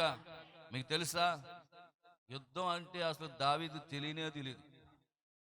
యుద్ధం ఎలా చేయాలో దావీదుకు తెలీదు. కానీ ఒకరోజు గొల్యాతుతో యుద్ధం చేయాలన్న సంగతి దేవుడికి తెలుసు. ఒకరోజు గొల్యాతుతో యుద్ధం చేయాలన్న సంగతి దేవుడికి తెలుసు. అందుకే దేవుడు ఏం చేశాడు, అరణ్యంలోనే ట్రైనింగ్ ఇచ్చాడంట. యుద్ధము చేయటం నేర్పించాడంట. సింహం వచ్చినప్పుడు ఎలా దాన్ని చంపాలో నేర్పించాడంట. ఎలుగుబంటి వచ్చినప్పుడు ఎలా చంపాలో నేర్పించాడంట. దావీదు చేతులకి యుద్ధము నేర్పించింది ఆయనే. అందుకే అంటున్నాడు, నా చేతులకి యుద్ధం నేర్పించాడు ఆయన. ఎందుకంటే ఒకరోజు గొలియాతుని చంపాలి. ఆ చిన్న కొలకరాయే, కానీ అట్టయ్యలో నేర్పించాడు. అర్థమవుతుందా? మనమైతే ఎట్టట తిప్పి ఏ పక్కో గెంటుతుందని. హల్లెలూయా. కానీ దావీదు చూడండి, గురికి చూసి కొట్టాడంట. అంటే ఆ యుద్ధము నేర్పించింది కూడా ఆయనే. అందుకే దావీదు అంటున్నాడు, నా చేతులకు యుద్ధము నేర్పించింది ఆయనే. హల్లెలూయా. దేవునికి మహిమ కలుగును గాక. కనుక ప్రియమైనటువంటి దేవుని బిడ్డలారా, యుద్ధము దావీదు కాదు చేసింది, దేవుడే దావీదు పక్షంగా ఉండి యుద్ధం చేశాడు. మన దేవుడు ఎంత గొప్ప దేవుడో తెలుసా? నీ పక్షంగా ఉండి యుద్ధం చేసి విజయాన్ని నీకిస్తాడు. నీ పక్షంగా ఉంటాడు ఆయన. యుద్ధం ఆయన చేసేస్తాడు, దండలు నీకేస్తాడు మెళ్ళం. అది అంత గొప్ప దేవుడు మన దేవుడు. దేవునికి స్తోత్రం. హల్లెలూయా. దేవునికి మహిమ కలుగును గాక. ఇంకో విషయం చెప్పనా, పోరాటం ఆయన పోరాడతాడు, బహుమానం అట్టుకొచ్చి నీకు ఇస్తాడు. పరుగు పందెములు ఆయన పరిగెడతాడు, గోల్డ్ మెడల్ అట్టుకొచ్చి నీ చేతులు ఎడతాడు. అంత గొప్ప దేవుడిని బట్టి సఫలం పడరల్లా. హల్లెలూయా. ఎంత గొప్ప దేవుడు పిల్లారా. మనము కలిగి ఉన్న దేవుడు ఎంత గొప్ప దేవుడు చూడండి. నీకు విజయాన్ని ఇచ్చే దేవుడు, నీకు యుద్ధం చేయి నేర్పే దేవుడు. హల్లెలూయా. నీ యొక్క తల మీద నీతి కిరీటం పెట్టే దేవుడు. ఆమేన్. నిన్ను గొప్ప స్థానంలో ఉండాలని చూసే దేవుడు ఆయన. హల్లెలూయా. దేవునికి మహిమ కలుగును గాక. ప్రకటన గ్రంథం 12వ అధ్యాయం 7వ వాక్యం. ప్రకటన గ్రంథం 12వ అధ్యాయము 7వ వాక్యం. త్వరగా. అంతటా పరలోకమందు యుద్ధము జరిగెను.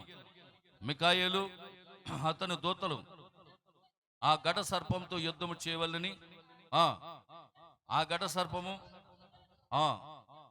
యుద్ధం చేశారు, కానీ గెలవలేకపోయారు. కనుక పరలోకం నుండి వారికి ఒక స్థలము లేకపోయాను. అపవాదని సాతానని పేరు గల ఆ సర్పమైన ఆ మహాగఢ సర్పం ఎక్కడ పడదోయబడ్డదంటే భూమి మీద పడదోయబడ్డది. యుద్ధం ఎక్కడ జరిగింది? పరలోకంలో జరిగింది. ఆమేన్. పరలోకములో జాగ్రత్తగానండి, పరలోకంలో యుద్ధం జరిగింది. ఎవరితోటి యుద్ధం జరిగిందంటే దేవుని దూతలతోటి. దేవుని దూతలతో యుద్ధములో గెలవలేకపోయి భూమి మీదకి వచ్చి పడ్డది. ఇప్పుడు ఇక్కడికి వచ్చి ఎవరితో పోరాడుతుంది? దేవుని కుమారులతో. అక్కడ దేవుని దూతలతోటే పోరాడలేక ఓడిపోయిన అయ్యి ఘట సర్పం భూమి మీదకి వచ్చి మనతో పోరాడితే గెలుతుందా? చెప్పండి. భూమి మీదకి వచ్చి మనతో పోరాడుతుందా? దేవునికి స్తోత్రం. ఇంకా బాగా చెప్పనా మీకు, రాజుగారి దగ్గర ఉన్న సైన్యముతో పోరాడి గెలవలేని వాళ్ళు రాజుగారి కొడుకుతో పోరాడగలరా? అమ్మా మాట్లాడుతున్నామా? హల్లెలూయా. దేవునికి స్తోత్రం. దేవునికి మహిమ కలుగును గాక. వింటున్నారా?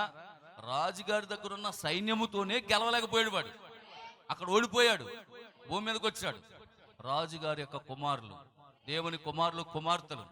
ఇప్పుడు మనం ఇక్కడ ఉన్నాం. ఇప్పుడు వాడేం చేస్తున్నాడు? మనతో యుద్ధం చేస్తున్నాడు. అక్కడ నెక్కలేనోడు ఇక్కడ నెక్కుతాడా?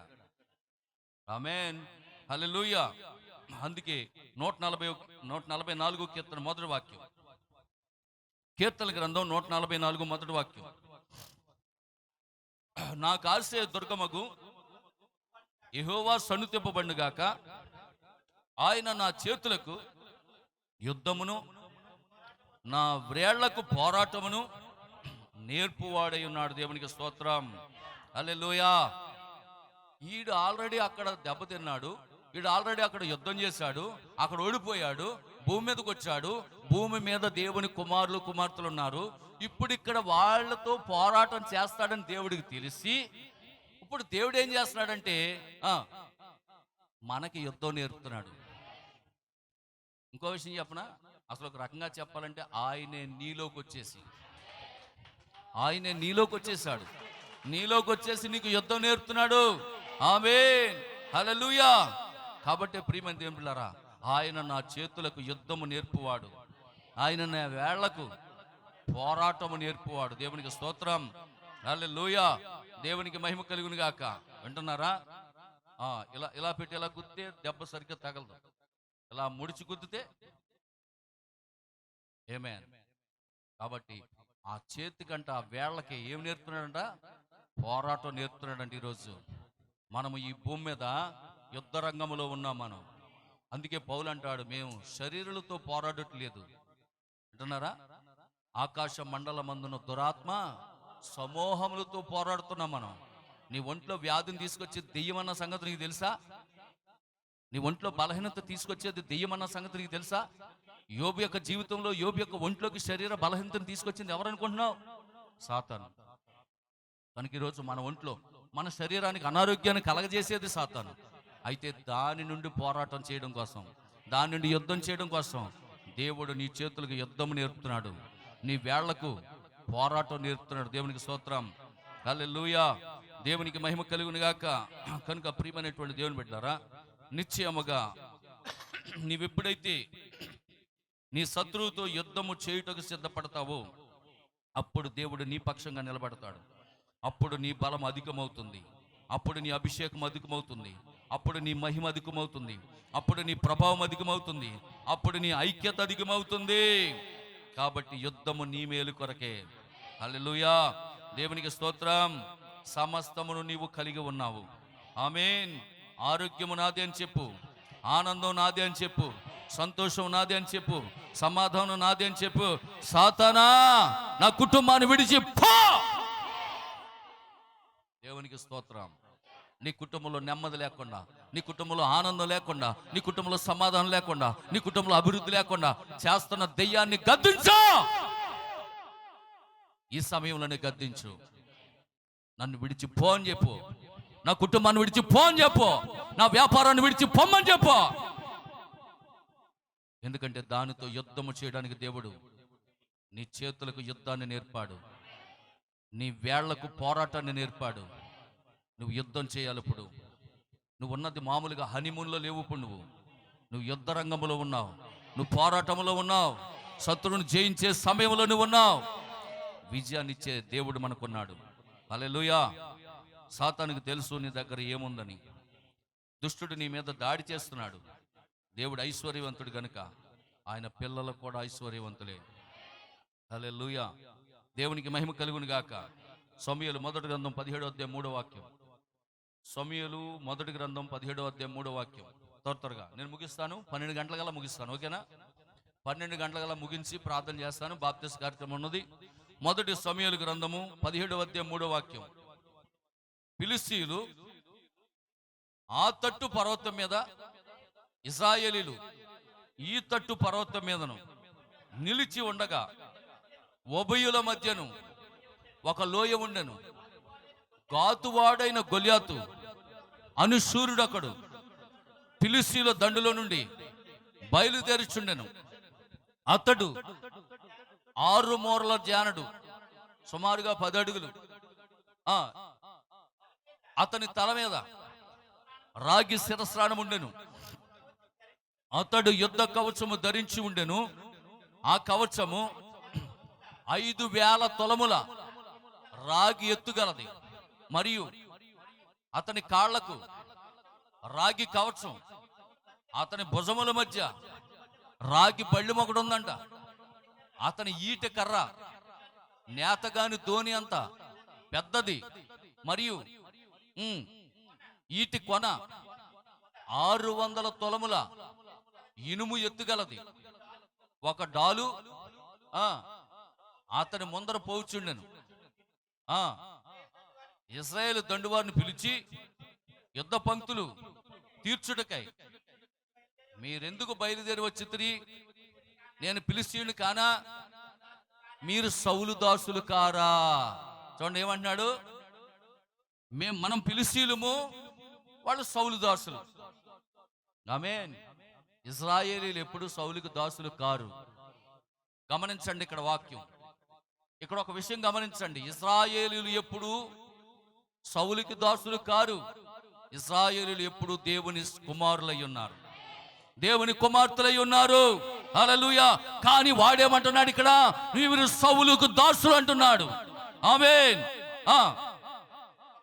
మీ పక్షముగా ఒకరిని ఏర్పరచుకోండి, అతన్ని నా యొద్దకు పంపండి, అతడు నాతో పోట్లాడి నన్ను చంపగలిగిన ఎడల మేము మీకు దాసులు మగుదుము. ఆమేన్. ఇక్కడ జాగ్రత్తగా ఉండండి మాటలే. వీడు ఏమంటున్నాడు? మీలో ఒకరిని ఏర్పరచుకోండి ఇశ్రాయేలు పక్షంగా యుద్ధం చేయడానికి. ఎందుకు అలాగ అంటున్నాడు తెలుసా? అసలు యాక్చువల్గా యుద్ధం చేసేటప్పుడు అట్నుంచి ఒక సైన్యం వచ్చేస్తుంది. అమ్మ నా మాట ఉండండి, నా వంశం ఉండండి. ఇలాగా యుద్ధం ఏం చేయలేదు, కంగారు పడకండి. ఇప్పుడు యుద్ధం జరుగుతుంది అనుకోండి, ఈ పక్క నుంచి ఇలాగా యుద్ధం అంటే గుర్తొచ్చింది. చాలా కాలం క్రితం లంకల కొడేరులకి ఇంకో ఊరోళ్ళకి ఎవరికో గొడవ వచ్చింది. ఎంతమంది గుర్తుంది? కర్రలేసుకునేమో కోడేరోళ్ళు వచ్చేసారు. కోడేరోళ్ళు ఉన్నారు ఇక్కడ, లంక కోడేరోళ్ళు ఉన్నారు. చూసారా ఎవరన్నా? ఎంతమంది గుర్తుంది? ఎవరన్నా పెద్దోళ్ళు ఎవరు లేరేంటి ఇక్కడ? అయ్యబాబు నేను ఒక్కడనే ముసలోనే ఏంటి? ఎవరికే గుర్తులేదా? అన్నగారు ఉన్నారు, దేవుని స్తోత్రం. పెద్దపేట నుంచి అందరు కర్రలేసుకొచ్చారా? ఇంకో ఊరి నుంచి అందరూ కర్రలేసుకొచ్చేసారు. బగ్గేసిన వాళ్ళేనా? మనోళ్ళే. అయ్యబాబు దేవుని స్తోత్రం. బగ్గేసిన వాళ్ళకి లంకల కొడేరులకి గొడవ వచ్చింది. దెబ్బలాట ఏం చేశారు తెలుసా? బగ్గేసి నుంచి మేమందరం మనోళ్ళకి కర్రలేసుకుని వెళ్ళిపోయాం. సెంటర్లోను, ఎక్కడ? లంకల కొడేరు సెంటర్లో. ఆ పేటలోంచి వాళ్ళేమో కర్రలేసుకుని వచ్చారు. గుంపు అనమాట. అటు నుంచి వాళ్ళు, ఇటు నుంచి మేము. కొట్టేసుకుంటమే, కర్రలు బుర్రలు పగిలిపోవడమే. ఇంకా ఆషమాషలు ఏమీ లేవు. ఇప్పుడు తగ్గిపోయినాయి కానీ గొడవలు. అబ్బో అప్పుడు మామూలుగా కాదు, చిన్న గొడవ వస్తే చాలు. సరే రండిరా, ఎలా వస్తారు మీరు? పాలకొల్లు వెళ్ళాలంటే బగ్గేసి నుంచి వెళ్ళకుండా ఉంటారా? చెట్టుగాడ కాసేసేవాళ్ళం కర్రలేసుకుని. హల్లెలూయా. మీకు అర్థమవుతుందా? హల్లెలూయా. అంటే యుద్ధం గురించి చెప్తున్నాను, ఇప్పుడు ఏం కొట్టుకోవట్లేదు అనుకోండి. యుద్ధం గురించి చెప్తున్నాను. ఇప్పుడు యుద్ధం చేయాలంటే ఇప్పుడు ఇశ్రాయేలు అందరూ సైన్యం అంతా కూడా కవాసులు కట్టుకుని ఆ యొక్క ఆయుధాలు పట్టుకుని రెడీగా ఉండాలి అందరు సైన్యం. ఇప్పుడు ఫిలిష్తీయులు అందరూ కూడా యుద్ధం చేయాలంటే వాళ్ళు రెడీగా ఉండాలి. ఇప్పుడు ఇక్కడ ఉన్న సైన్యాధిపతి అంటాడు 1 2 3 అనేటప్పటికి బయ్యి వాళ్ళందరూ వచ్చేస్తారు. ఈ పక్క నుంచి వీళ్ళందరూ వచ్చేస్తారు. ఇంకా పొడుచుకుంటమే. చాలా మంది చచ్చిపోతారు. అటు ఎంతమంది చచ్చిపోతారో తెలియదు, ఇటు ఎంతమంది చచ్చిపోతారో తెలియదు. అందుకని ఈ గొలియాతు గడు ఒక ప్లాన్ వేసాడు. గొలియాతు ప్లాన్ వేసాడు. ఏమన్నాడో తెలుసా? ఒరే మీరు అంతమంది చచ్చిపోవడం నాకు ఇష్టం లేదురా, మీరు అంతమంది చచ్చిపోవడం నాకు ఇష్టం లేదురా. ఎందుకు మీరు మేము కొట్టుకుంటే ప్రాణ నష్టం ఎక్కువ జరిగిపోతుంది, 3 మంది చచ్చిపోతారు. కాబట్టి ఓ పని చేయండిరా, మా ఫిలిష్తీయుల తరపున నేను వస్తాను, మా ఫిలిష్తీయుల తరపున నేను వస్తాను, మీ ఇశ్రాయేలు తరపున ఒక్కడిని చూసుకోండి. ఒక్కడే ఆడొచ్చి నన్ను చంపేస్తే, నన్ను గెలిస్తే మేమందరం మీకు దాసులం అయిపోతాం. మేమందరం మీకు దాసులం అయిపోతాం. మీరు చంపకుండా మేము నెగ్గితే మీరందరూ మాకు దాసులు అయిపోవాలి. ఒప్పందం చేసుకున్నాడండి. హల్లెలూయా. బాగా గమనించండి, జాగ్రత్త గమనించండి. ఈ మాటలు ఎందుకు చెప్తున్నాను? వాళ్ళొక కొండ మీద ఉన్నారు, వీళ్ళొక కొండ మీద ఉన్నారు. మధ్యలో ఏముంది? లోయ ఉంది. వీళ్ళున్నది పరిశుద్ధ స్థలం, పరిశుద్ధ పర్వతం మీద ఉన్నారు ఇజ్రాయేలు. వీళ్ళకి మధ్యలో ఒప్పందం జరుగుతుంది. హల్లెలూయా. ఇజ్రాయేలు పక్షంగా ఒకడుండండి, ఫిలిష్తీయుల పక్షంగా నేను వస్తాను. హల్లెలూయా. యుద్ధం మా ఇద్దరమే చేస్తాం. నేను చచ్చిపోతే మా వాళ్ళు అందరూ మీకు దాసులు అవుతారు, వాడు చచ్చిపోతే మీరందరూ మాకు దాసులు అవ్వాలి. అది ఒప్పందం. వింటున్నారా? దేవునికి స్తోత్రం, దేవునికి మహిమ కలుగును గాక. ఆమేన్. హల్లెలూయా. ప్రియమైన దేవుని పిల్లరా, చూడండి అక్కడ గొప్ప ఒప్పందం జరిగింది. ఆ ఒప్పందంలో మరి ఇక్కడ నిలబడటానికి ఎవరున్నారు? ఆడ ఆల్రెడీ నిలబడిపోయాడు. పిల్ల బాబా పంపనా? వెళ్ళండి, చిన్నపిల్ల వెళ్ళండి అమ్మా, చిన్నపిల్ల వెళ్ళండి. దేవునికి స్తోత్రం. వెళ్ళండి బాబా, వెళ్ళండి. చిన్నపిల్లలు అందరూ వెళ్ళండి. హల్లెలూయా. దేవునికి స్తోత్రం. యుద్ధము యెహోవాది, యుద్ధము యెహోవాది, యుద్ధము యెహోవాది, యుద్ధము యుద్ధము యెహోవాది, రాజులు మనకెవ్వరు లేరు, శూరులు మనకెవ్వరు లేరు. ఆమేన్. రాజులు మనకెవ్వరు లేరు, శూరులు మనకెవ్వరు లేరు. సైన్యములకు అధిపతి అయినా యేసయ్యే మన అండ, సైన్యములకు అధిపతి అయినా యేసయ్యే మన అండ. యుద్ధము యెహోవాది, యుద్ధము యెహోవాది, యుద్ధము యెహోవాది, యుద్ధము యెహోవాది. హల్లెలూయా. దేవునికి మహిమ కలుగును గాక. వింటున్నారు పిల్లరా? కనుక ఇక్కడ వీళ్ళు ఏం చేస్తున్నారంటే ఒప్పందం చేసుకున్నారు. ఒప్పందం చేసుకుంటే ఫిలిస్తీయుల పక్షంగా నిలబడ్డాడు గొలియాతు. ఇప్పుడు ఇజ్రాయెల్ పక్షంగా ఎవరో ఒకరు నిలబడాలి. దేవునికి స్తోత్రం. పొద్దునే లేస్తున్నారంట, మొత్తం డాలు కత్తి అన్ని కూడా ధరించేసుకుంటున్నారంట. గబగబా వెళ్ళి గబగబా బైబిల్ చదువుకోవడం, ప్రార్థన చేసుకోవడం, ఎదరికెళ్ళడం. అబ్బా నేను నా వల్ల కాదనుకుంటాం, మళ్ళీ వెనకొచ్చాడు. ఎవరికి వాళ్ళే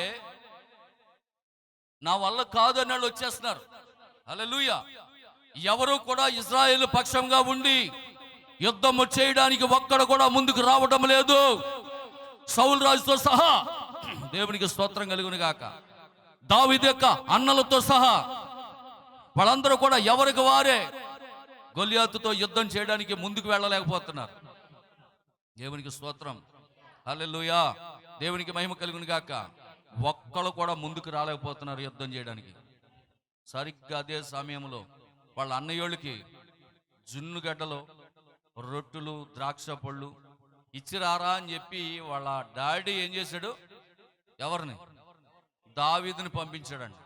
మీ అన్నయ్యోళ్ళకి యుద్ధంలో ఉన్నారా, వాళ్ళకి కొంచెం ఈ ఆహారం ఇచ్చేసి రారని చెప్తే ఈడు ఆ గొర్రెలను అక్కడ అప్పచెప్పి వీళ్ళకి ఇచ్చేసి వద్దామని ఇక్కడికి వచ్చాడు. ఇక్కడికి వచ్చేటప్పటికి ఇక్కడ పరిస్థితి ఎలాగుందంటే ఇంక వీళ్ళేమో దడదలాడిపోతున్నారు, కాళ్ళకి చేతులు ఊడిపోతున్నాయంట. వాళ్ళకి ఎవరికి? వాళ్ళ అన్నయ్యోళ్ళకి ఇంకా కాళ్ళు చేతులు ఆడతలేదంట. ఈ క్యారేజ్ పట్టుకొచ్చేటోడికి చూశాడు దావీదు. అన్నయ్య ఏంటని అలాగో చలి జ్వరం వచ్చినట్టుగా అలాగే ఉడికిపోతున్నాడు ఏంట్రా, ఏంటని అలాగ ఉడికిపోతున్నా, నీకు తెలియదురా అని చూడోసారి. ఎవరిని?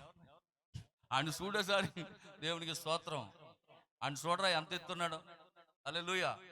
అది ఎంత ఎత్తున్నాడు చూడు, అటు దగ్గర బళ్ళి ఎంత ఉందో చూడు, దడరాదా మరి అన్నారంట. అలా కాదనియా, అసలు ఏం జరిగిందిరా అంటే ఇలా ఒప్పందం చేసుకున్నాడు రా, అందరూ చచ్చిపోవడం ఎందుకు, ఒక్కడు చచ్చిపోతే చాలు, మీ అందరి పక్షంగా ఇశ్రాయేలు పక్షంగా మీరు ఒకరిని ఎన్నుకోమన్నారు, ఆ యొక్క ఫిలిస్తీయుల పక్షంగానేమో వాడు నిలబడ్డాడు.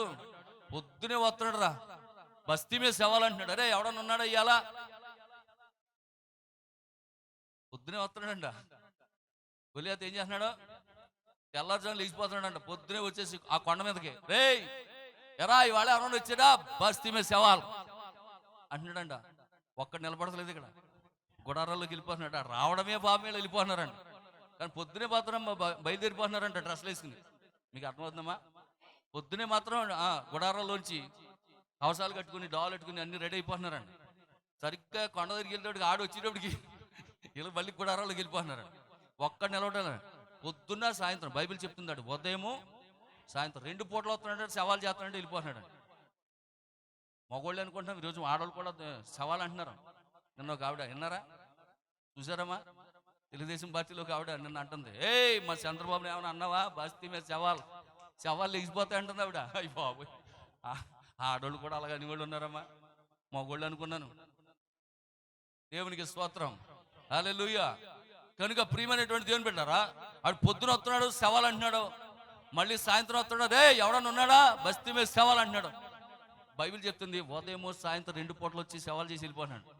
ఒక్కళ్ళు లేవట్లేదు. ఇక్కడ గజగజ వణికిపోతున్నాడు. అన్నయ్య ఏంటంటే, ఏం చేస్తాంరా మన వల్ల కావట్లేదని.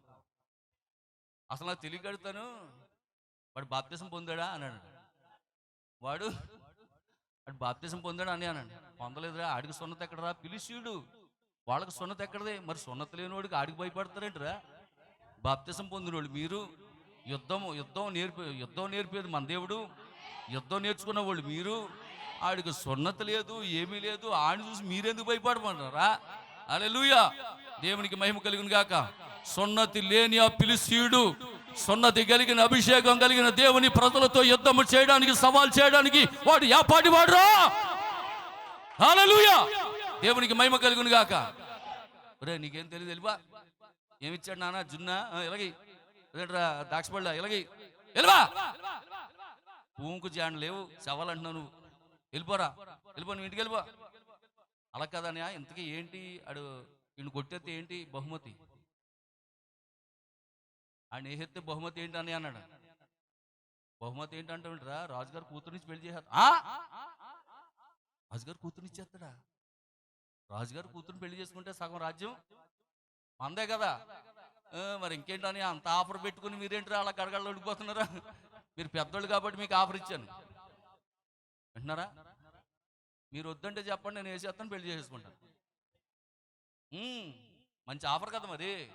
హల్లెలూయా. ఏదో పెద్దోళ్ళు మీకు ఇంకా పెళ్లి కాలేదు, మళ్ళీ చిన్నోడు నేను చేసేసుకున్నాను అనుకోబాకండి. ముందు మీకు ఆఫర్ ఇచ్చాను. దేవునికి మీరు ఎవరైనా కొడితే వాడిని చేస్తే వెళ్ళండి మీరు అన్న. మరి మా వల్ల కాదురా, వెళ్ళిపోరా బాబు నా మాటని. అలా కాదన్యా, ఈ ఆఫర్ ఏదో బాగుంది, నేనే వేసేస్తున్నాను. దేవునికి స్తోత్రం, దేవునికి మహిమ కలుగును గాక. వింటున్నారా? అప్పటికి ఆయన చేతులకి యుద్ధం నేర్పాడు దేవుడు.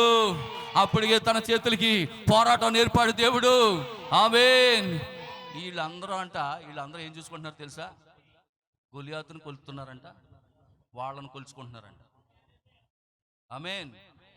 గొలియాతు 10 అడుగులుంటే వీళ్ళు 5 అడుగులు కూడా లేరు. ఆమేన్. హల్లెలూయా. గొలియాతు 100 కేజీలు ఉంటే వీళ్ళు 50 కేజీలు కూడా కనపడతలేదు. వాళ్ళని వీళ్ళ పోల్చుకుంటున్నారు. కానీ దావీదు వచ్చంట దేవునితో పోల్చుకున్నాడంట. హల్లెలూయా, దేవునికి మహిమ కలుగును గాక. ఆఫ్టర్ 10 అడుగులు కూడా లేడు వాడు. నా దేవుడు 10,000 అడుగులు ఎత్తున్నాడు. హల్లెలూయా, దేవునికి మహిమ కలుగును గాక. ఆమేన్. వాడు 100 కేజీలు కూడా లేడు వాడు. నా దేవుడు 10 లక్షల కేజీలు కలిగిన వాడు. హల్లెలూయా, నా దేవునితో యుద్ధం చేయడానికి వాడికి ఎన్ని గుండెలు. హల్లెలూయా. ఆఫ్టర్ వాడు ఎంత అన్నయ్యా? అదేంటి అలాగంటున్నావు? నువ్వు సరిగ్గా చూసేవాడిని చూస్తాం ఏంటన్నయ్యా? నేను వాడిని చూశాను, మా డాడీని చూశాను. నేను వాడిని చూశాను, మా డాడీని చూశాను. ఆమేన్. వాడు నాకు ఆఫ్టర్గా కనపడుతున్నాడు.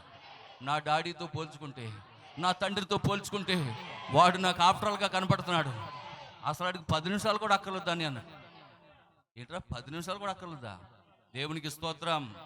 హల్లెలూయా, దేవునికి మహిమ కలుగును గాక. సరే, ఇంతకీ ఒప్పందం ఏంటన్నావు? ఏమి లేదురా, వాడు కనుక జయిస్తే మన వాళ్ళందరూ దాసులు అయిపోవాలి, మనోళ్ళు జయిస్తే వాళ్ళందరూ మనకి దాసులు అయిపోతారు. హల్లెలూయా. ఓకే సరే అన్నాడు.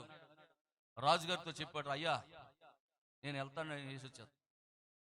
రే ఎవర్రా ఈ కుర్రోడు? ఎవర్రా ఈ కుర్రోడు?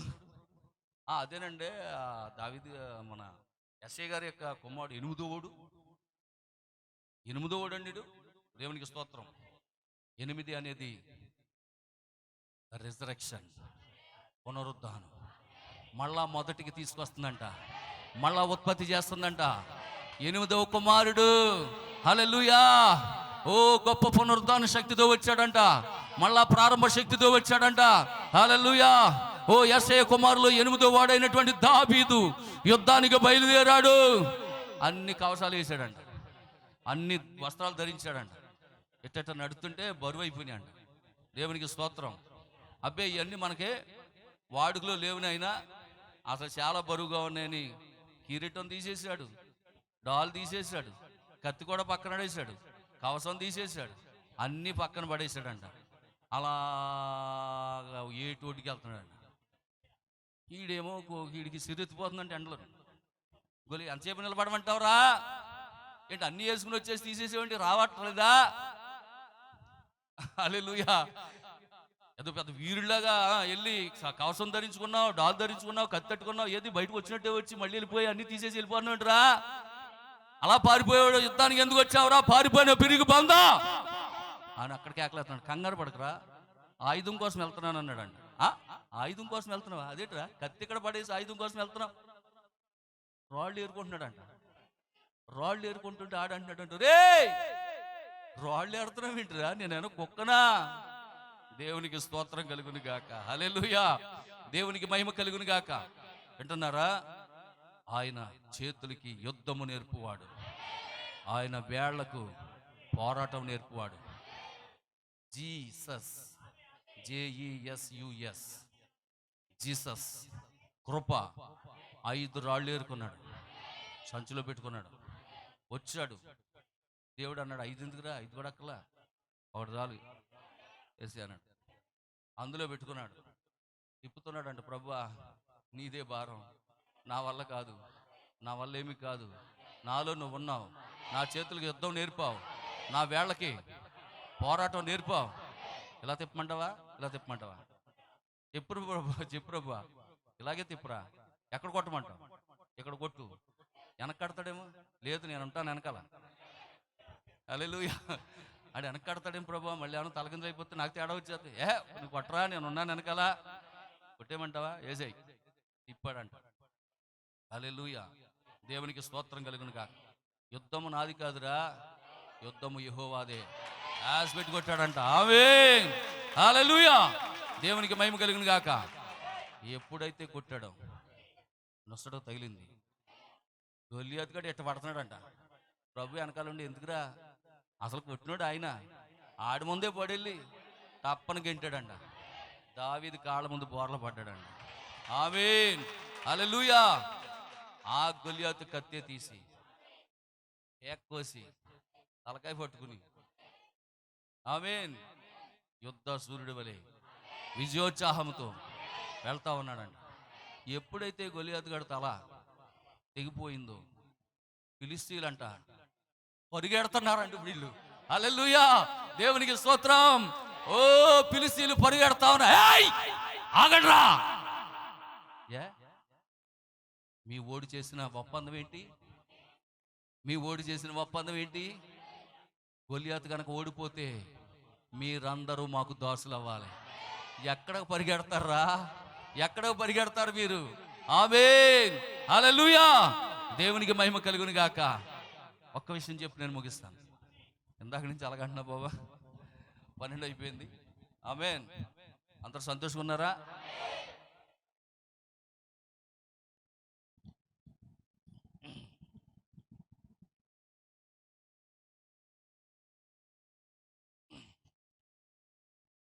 ఒక విషయం చెప్తాను. హల్లెలూయా. ఈరోజు చాలా మంది కూడా సాతాను నన్ను శోధించేస్తుంది, సాతాను నన్ను అనేక రీతులుగా ఇబ్బంది పెడతా ఉంది, దానికోసం నేను ఉపవాసం ఉండాలి అంటూ ఉంటారు. అయితే సాతాను నిన్ను శోధిస్తుందని, దాన్ని జయించాలని నువ్వు ఉపవాసం ఉండవలసిన అవసరం లేదు. ఎందుకంటే సాతాను జయించడానికి ఆల్రెడీ యేసు ప్రభు 40 రోజులు ఉపవాసం చేసేసాడు. సాతానుని జయించడానికి ఆల్రెడీ యేసు ప్రభు 40 రోజులు ఉపవాసం చేశాడు ఆయన. ఆమేన్. ఆల్రెడీ సాతాను ఆయన జయించేశాడు. ఇప్పుడు నువ్వు జయించేదేంటి? జయించేసిన క్రీస్తు నీలోకి వచ్చేసాడు. మళ్ళీ ప్రత్యేకంగా నువ్వు ఉపవాసం ఏంటి? మళ్ళీ నువ్వు పోరాటం ఏంటి? దేవునికి స్తోత్రం. హల్లెలూయా. దేవునికి మహిమ కలుగును గాక. దేవునికి స్తోత్రం కలుగును గాక. ఆమేన్. కనుక పిల్లరా, మీకు తెలుసా, గొల్లియాతు ఎప్పుడైతే చనిపోయాడో ఫిలిష్తీయులు ఇశ్రాయేలు నుంచి పారిపోచున్నారు. ఆమేన్. హల్లెలూయా. 2000 సంవత్సరాల క్రితం ఆ గొల్గొతా కొండపైన ఆ సిలువలో ఎప్పుడైతే యేసు నీ కొరకు నా కొరకు మరణించాడో, హల్లెలూయా, మరణించి 3వ దినాన తిరిగి లేచాడో, సాతాను ఓడిపోయాడు. వాడు దోతలు నిన్ను చూసి ఇప్పుడు ఏం చేస్తున్నాయో తెలుసా? చెప్పండి. అవి పారిపోవడం మొదలెట్టినాయి అంట. నా మాట్లాడుతున్నామా? ఇందాక ఏం జరిగింది? గొల్లియాతు చచ్చిపోయాడు. చచ్చిపోయినప్పుడు వాళ్ళందరూ ఏం చేయాలి? దాసులు అవ్వాలి. కానీ ఏం చేస్తున్నారు వాళ్ళు? పారిపోతున్నారు. ఇప్పుడు సాతానికి దేవునికి మధ్య పోరాటం. గొల్గొతా కొండ మీద చంపేశాను అనుకున్నాడు వాడు, ఎవరిని? ప్రభువుని. కానీ ఆయన చావలా, ఆయన తిరిగి లేచాడు. హల్లెలూయా. ఇప్పుడు విజయం ఎవరిది? దేవుడిదే. ఆమేన్. ఇప్పుడు గొల్గొతా కొండ మీద నీకోసం ఆయన మరణించి సమాధి చేయబడి తిరిగి లేచాడు. ఇప్పుడు విజయం పొందుకున్నాడు. ఇప్పుడు సాతాను ఏం చేస్తుంది? పారిపోతుందంట. ఆమేన్. మన దేవుడు జయించాడు. ఆమేన్. ఇప్పుడు సాతాను వాడి దూతలు ఏమైపోతున్నాయి? పారిపోతున్నాయి. ఇప్పుడు ఆయన పిల్లలు మనం ఏం చేయాలి? మనం పట్టుకోవాలని. అర్థమవుతుందా? సాతానుని వాడు అనుచరుల్ని మనం పట్టుకోవాలి. వాడు మనల్ని తరవటం కాదు, మనమే వాడిని తరమాలి. హల్లెలూయా. దేవునికి స్తోత్రం కలుగును గాక. అందుకే ప్రియమైనటువంటి దేవుని పిల్లరా, ఆమేన్, వాడి దూతలు నిన్ను చూసి పారిపోతున్నాడు. ఆనాడు గొలియాతు ఒప్పందం ప్రకారం గొలియాతు చనిపోయిన తర్వాత ఫిలిష్తీయులందరూ ఇజ్రాయేలుకు దాసులు అవ్వాలి, కానీ వారు పారిపోయారు. ఈరోజు కూడా మన క్రీస్తు మన పక్షంగా యుద్ధం చేసి జయించినప్పుడు సాతానుగాడు అనుచరులు అందరూ మన కాళ్ళ కింద అనగదొక్కారు. ఆమేన్. హల్లెలూయా. ఆమేన్. సాతానుపై యుద్ధము అనే కార్యము ముగించబడింది. గొలియాతును జయించిన దావీదుకు ప్రజలందరూ లోబడినట్లుగా సాతాన్ని జయించిన యేసుక్రీస్తుకు ప్రజలందరూ లోబడ్డారు. యుద్ధము ముగించబడింది. శత్రువుపై జయాన్ని దేవునికి ఇచ్చాడు, శత్రువుపై విజయాన్ని దేవునికి ఇచ్చాడు. సాతాను అందుకే ఇప్పుడు మన కాళ్ళ కింద ఇట్టాడంట. చదవండి ఆ మాట. రోమపత్రిక 16:20 చదవండి, ముగించి ప్రార్థన చేస్తాను. రోమపత్రిక 16:20 చదవండి, ముగించి ప్రార్థన. సమాధానకర్త దేవుడు సాతానును మీ కాళ్ళ కింద శీఘ్రముగా చెదగదొక్కించును. ఆమేన్. ఇప్పుడు చెప్పండి, సాతాన్ని ఏమైనా శోధించేస్తుందా? చెప్పాలి. సాతాన్ని ఆల్రెడీ దేవుడు ఏం చేశాడు? చెదగదొక్కాడు, జయించాడు. హల్లెలూయా. సాతానుపై దేవుడు నీకు విజయాన్ని ఇచ్చాడు. మరి ఇప్పుడు నిన్ను ఎందుకు చేస్తుంది అది? సాతాను నిన్ను ఏమైనా చేస్తుందా? సాతాను నిన్ను ఏమైనా శోధిస్తుందా? లేదు, లేదు. నువ్వే దానిపైన జయాన్ని పొందుకున్నావు. ఆమేన్. యుద్ధము నేర్పింది యెహోవా. హల్లెలూయా. నీ చేతులకు యుద్ధము నేర్పింది దేవుడే. నీ చేతులను పోరాటము, నీ వేళ్లకు పోరాటమును నేర్పింది ఆయనే. కాబట్టి నువ్వు పోరాడే సమయంలో ఉన్నావు. సాతాన్ని జయించేశాడు ఆల్రెడీ దేవుడు. యుద్ధం ఆల్రెడీ జరిగిపోయింది. కాబట్టి విజయాన్ని పొందుకున్నావు. నువ్వు విజయశీలుడు. హల్లెలూయా. విజయాన్ని పొందుకున్న పిల్లలం మనం. కాబట్టి మనం ఎప్పుడు ఓడిపోయే ప్రజలము కాదు. ఎందుకంటే మన తండ్రి ఆల్రెడీ యుద్ధంలో గెలిచాడు. ఆయన పిల్లలమైన మనం అందరం విజయాన్ని పొందుకున్నాం. God bless you. దేవుడు మనం దీవించిన గాక. అందరూ కూడా లేచి నిలబడదాం. అందరూ కూడా లేచి నిలబడదాం. హల్లెలూయా, హల్లెలూయా, హల్లెలూయా. అందరూ కూడా లేచి నిలబడదాం. మరి బాప్తిసాలకు వచ్చేటటువంటి వారు యోహాను గారు ఆటో పెట్టారు. ఆ బాప్తిసాలు తీసుకునే వాళ్ళు ఆటోలో రండి. మరి ఎక్కడికి వెళ్ళాలంటే నర్సాపురం రేవులోకి వెళ్ళాలి. నర్సాపురం గోదావరి దగ్గరికి వెళ్ళాలి. బాప్తిసాలు ఇవ్వడానికి సిద్ధపడి రండి. దేవునికి స్తోత్రం. హల్లెలూయా, హల్లెలూయా, హల్లెలూయా, హల్లెలూయా. అందరూ కూడా ప్రార్థనలు ఉన్నారు. ఒక్క నిమిషం అందరూ కూడా. హల్లెలూయా, హల్లెలూయా. ఈరోజు దేవుడు నీకు విజయాన్ని ఇచ్చాడు. యుద్ధం అనేది ఎప్పుడో జరిగిపోయిన కార్యం. ఆమేన్. హల్లెలూయా. నాతో చెప్పండి, యేసే నా శక్తి, క్రీస్తే నా జ్ఞానం, క్రీస్తే నా నీతి, యేసే నా పరిశుద్ధత, యేసే నా విమోచకుడు. హల్లెలూయా, హల్లెలూయా. దేవునికి స్తోత్రం. దేవునికి మహిమ కలుగును గాక. ఆమేన్. యేసు నామము ప్రశస్త నామము, సుందర నామము, ఎంత మధురము. యేసు నామము వేదనతో నిండిన వాడా, అది నీతో కొని పొమ్ము. వేదనతో నిండిన వాడా, అది నీతో కొని పొమ్ము. దుఃఖపు భీతులను తొలగించి వేయును. దుఃఖపు భీతులను తొలగించి వేయును. ఆహా, ఆహా, హల్లెలూయా, ఆహా,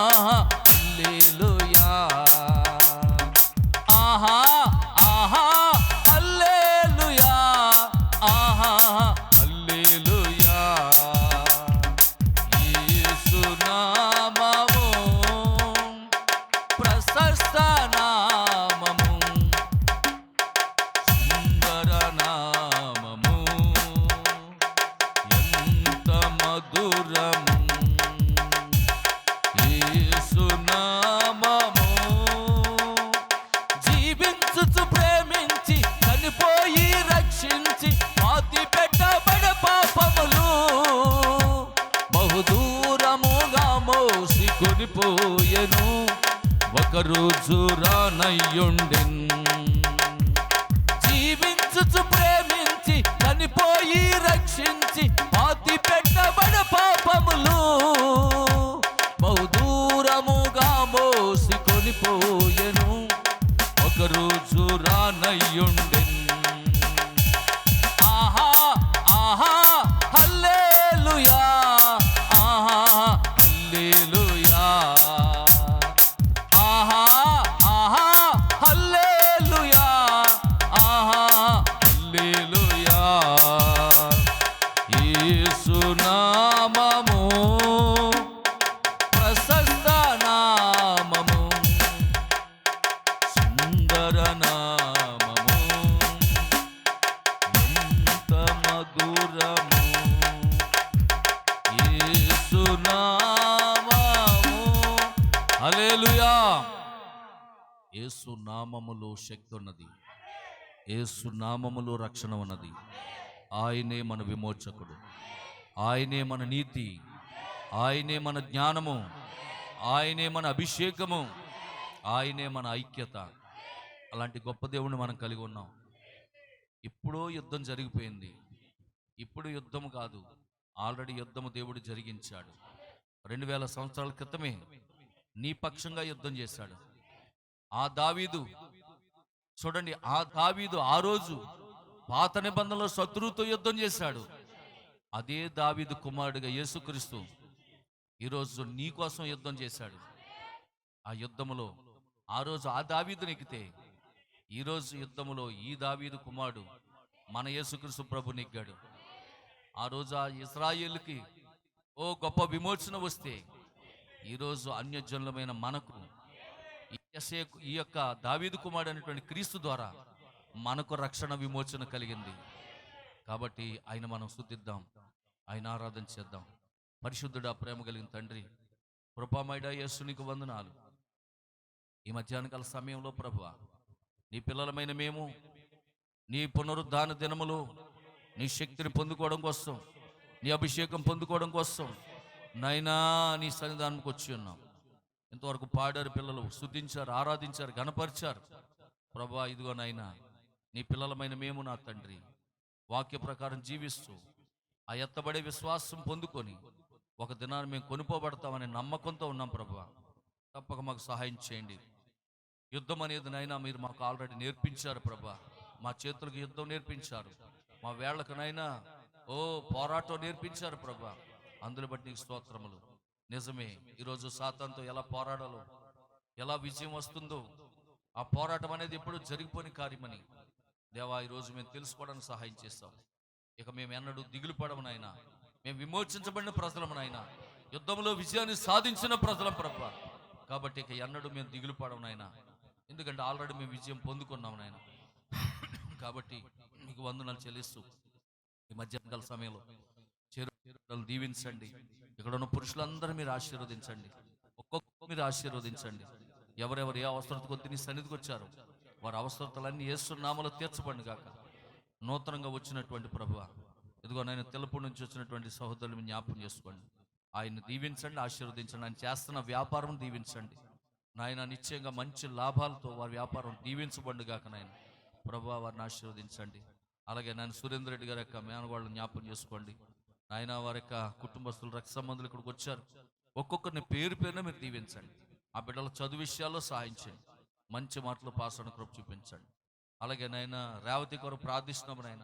ఆ బిడ్డను వెంబడిస్తున్నటువంటి ఏ దురాత్మ శక్తులు అయితే ఉన్నాయో రేవతిని వదిలి వెళ్ళి పొమ్మని ఆజ్ఞాపిస్తా ఉన్నాను. ప్రభా, బిడ్డకు విమోచన దయచేయండి, విడుదల దయచేయండి, సాతాను శక్తుల నుంచి విడుదల దయచేయండి. ప్రభా, నీకు వందనాలు. అలాగే ప్రభా, ఇక్కడ ఉన్నటువంటి నాయన ఈరోజు బాప్తిసం పొందుతున్న ముగ్గురు బిడ్డలను దీవించండి. నిశ్చయముగా నీ రక్షణ మార్గంలోనికి వారు నడిపించండి. ప్రభా, ఇక్కడ ఉన్న యవ్వన బిడ్డలను, స్త్రీలని, పురుషులను, కన్యకలను అందరూ దీవించండి. ఈరోజు ప్రేమ ఏర్పాటు చేసిన కుటుంబాలను మీరు జ్ఞాపకం చేసుకోండి. నీ అద్భుతమైనటువంటి కృపతో నింపి నడిపించమని, మహిమ ఘనత ప్రభావం మీరు పొందుకోమని ప్రభు నీ కృపగలిని హస్తాలకు మమ్మల్ని అప్పగించుకుంటూ ప్రభు యేసుక్రీస్తు నామములో ప్రార్థించున్నాము తండ్రి. మన ప్రభు యేసుక్రీస్తు వారి యొక్క కృప, దీవెన, సన్నిధి, సహవాసము ఇక్కడ చేరిన మనకు, సకల పరిశుద్ధులకు, అలాగే చేరి వచ్చిన మనందరికీ సదా దేవుడే తోడు నడిపించి వారమంతా కాపాడును గాక. ఆమేన్, ఆమేన్. షాలోమ్. God bless you. ప్రభు మిమ్మల్ని అందరినీ దీవించును గాక. అందరికి వందనాలు. షాలోమ్. మీకు